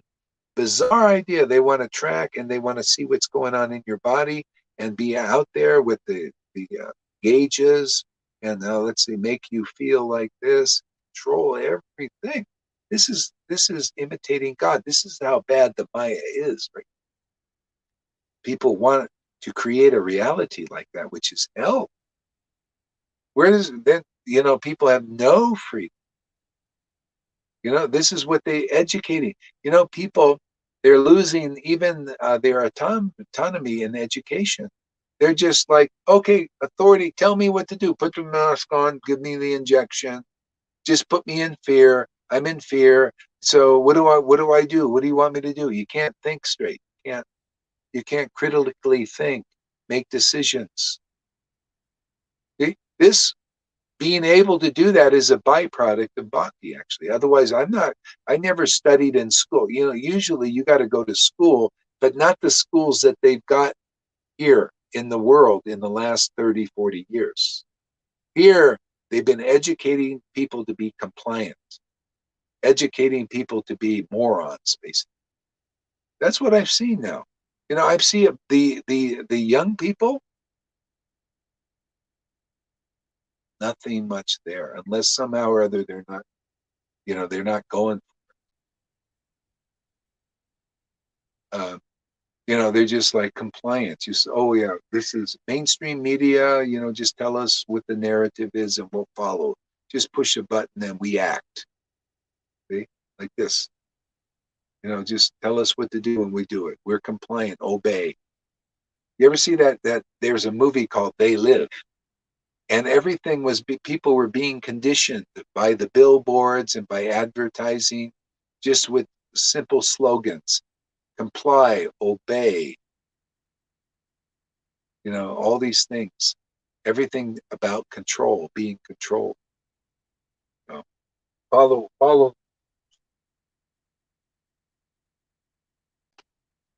So anyway, this kind of freedom to even think is a byproduct of Krishna consciousness. So because I'm not, these people that are like really smart, I listen to them and I understand what they're talking about. It's like, yeah, I got that. But, I got it from Krishna. They're getting it by discipline. They go to colleges, certain colleges, and learn very disciplined ways that they're very hard work to become like that.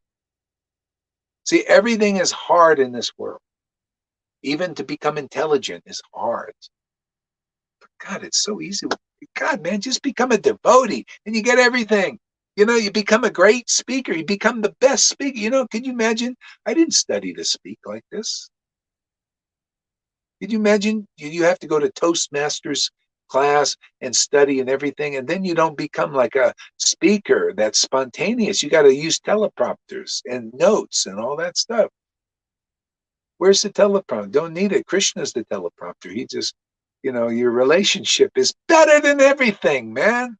So I become a devotee, man. Come meet, associate with these fantastic devotees we have. Lalita Ganga, look at that beautiful woman there. And she's not just a woman, she's a spiritual being.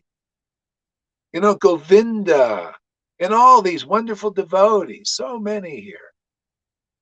Come and see jewels on this planet. Truly, this is the way the Lord has seen us. And when people start to see, the jewels are here. then then people will find the pot of gold. The pot of gold at the end of the rainbow. That's here, man. This is the end of the rainbow and the beginning at the same time.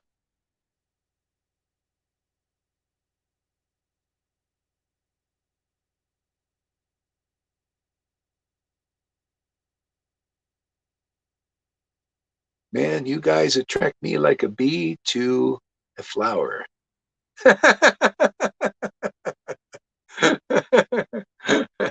I'm telling you, it's great. And I also, we're all, attracted to each other. A lot of it, devotees, there's like, so look at every day most of us come here if we can. He should keep on coming because he came in the past, John Andre. Oh yeah, was he the one that was from France? I don't remember where he was from, but he had another name, a Swami name. Oh, a Swami name. Oh, a Swami name. Oh, are you from Germany, or was he from Germany, or something? Oh, Germany. Did I meet you in Germany that time? As if then.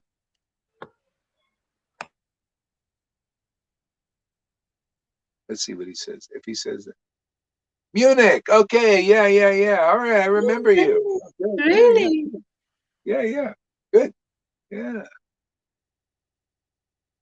Yeah. I remember. Nice devotee. Nice guy. Yeah. Great. Okay. So maybe we wrap it up now. It's 3.5 hours. I got to move around a little bit. This is getting more and more fantastic, man. Krishna always on the increase. Yeah. Well, thanks, Lalita, for being here so long. Thank you, Guru Maharaj. Sorry, I hope we didn't impinge on your walk before it. No. I still can walk. I forgot to tell you. I forgot to tell you. We have to be in the house every evening now at 7. Weekend or week, and we can't walk in the nowhere. Only here, this little piece. So, wow. Yeah. They're really even during the week. They're getting even turkeys during the really week. Yeah, and at home at 7. I forgot to tell you that it's for a while that we need to be at home at 7, but it's early, So see, they're doing that because people are complying. See, they're complying with that. Could you imagine if everybody said, "Hey, hell with this shit"? They promise we will have the tourist season here, and now they are very, very strong, and they promise then that everything will be released like last year for the tourists so that everybody can earn their money again. And people say, yeah, okay. Yeah, so they're show. Huh? This is a show. Yeah. And so if the tourist season comes and they don't do it, people might really freak out. The tourists come and they have no mask. Last year they had no mask. Up and down and up and down. When the tourists are gone, lockdown again. It's crazy. Oh, it's only for the tourists. They just open and then they lock it down. Oh, we just open it up so because they know they want the money. They want the money and the taxes and all that. Oh yeah. And the tour, the planes come and all that stuff. Yeah. Let's see how things go. Maybe we'll take a little trip if they don't do this Corona bullshit stuff. It's very funny. Everybody understands it. It's very funny. Politics. Okay, great. Hare Krishna, everybody. Thank you. Hare Krishna. Haribo.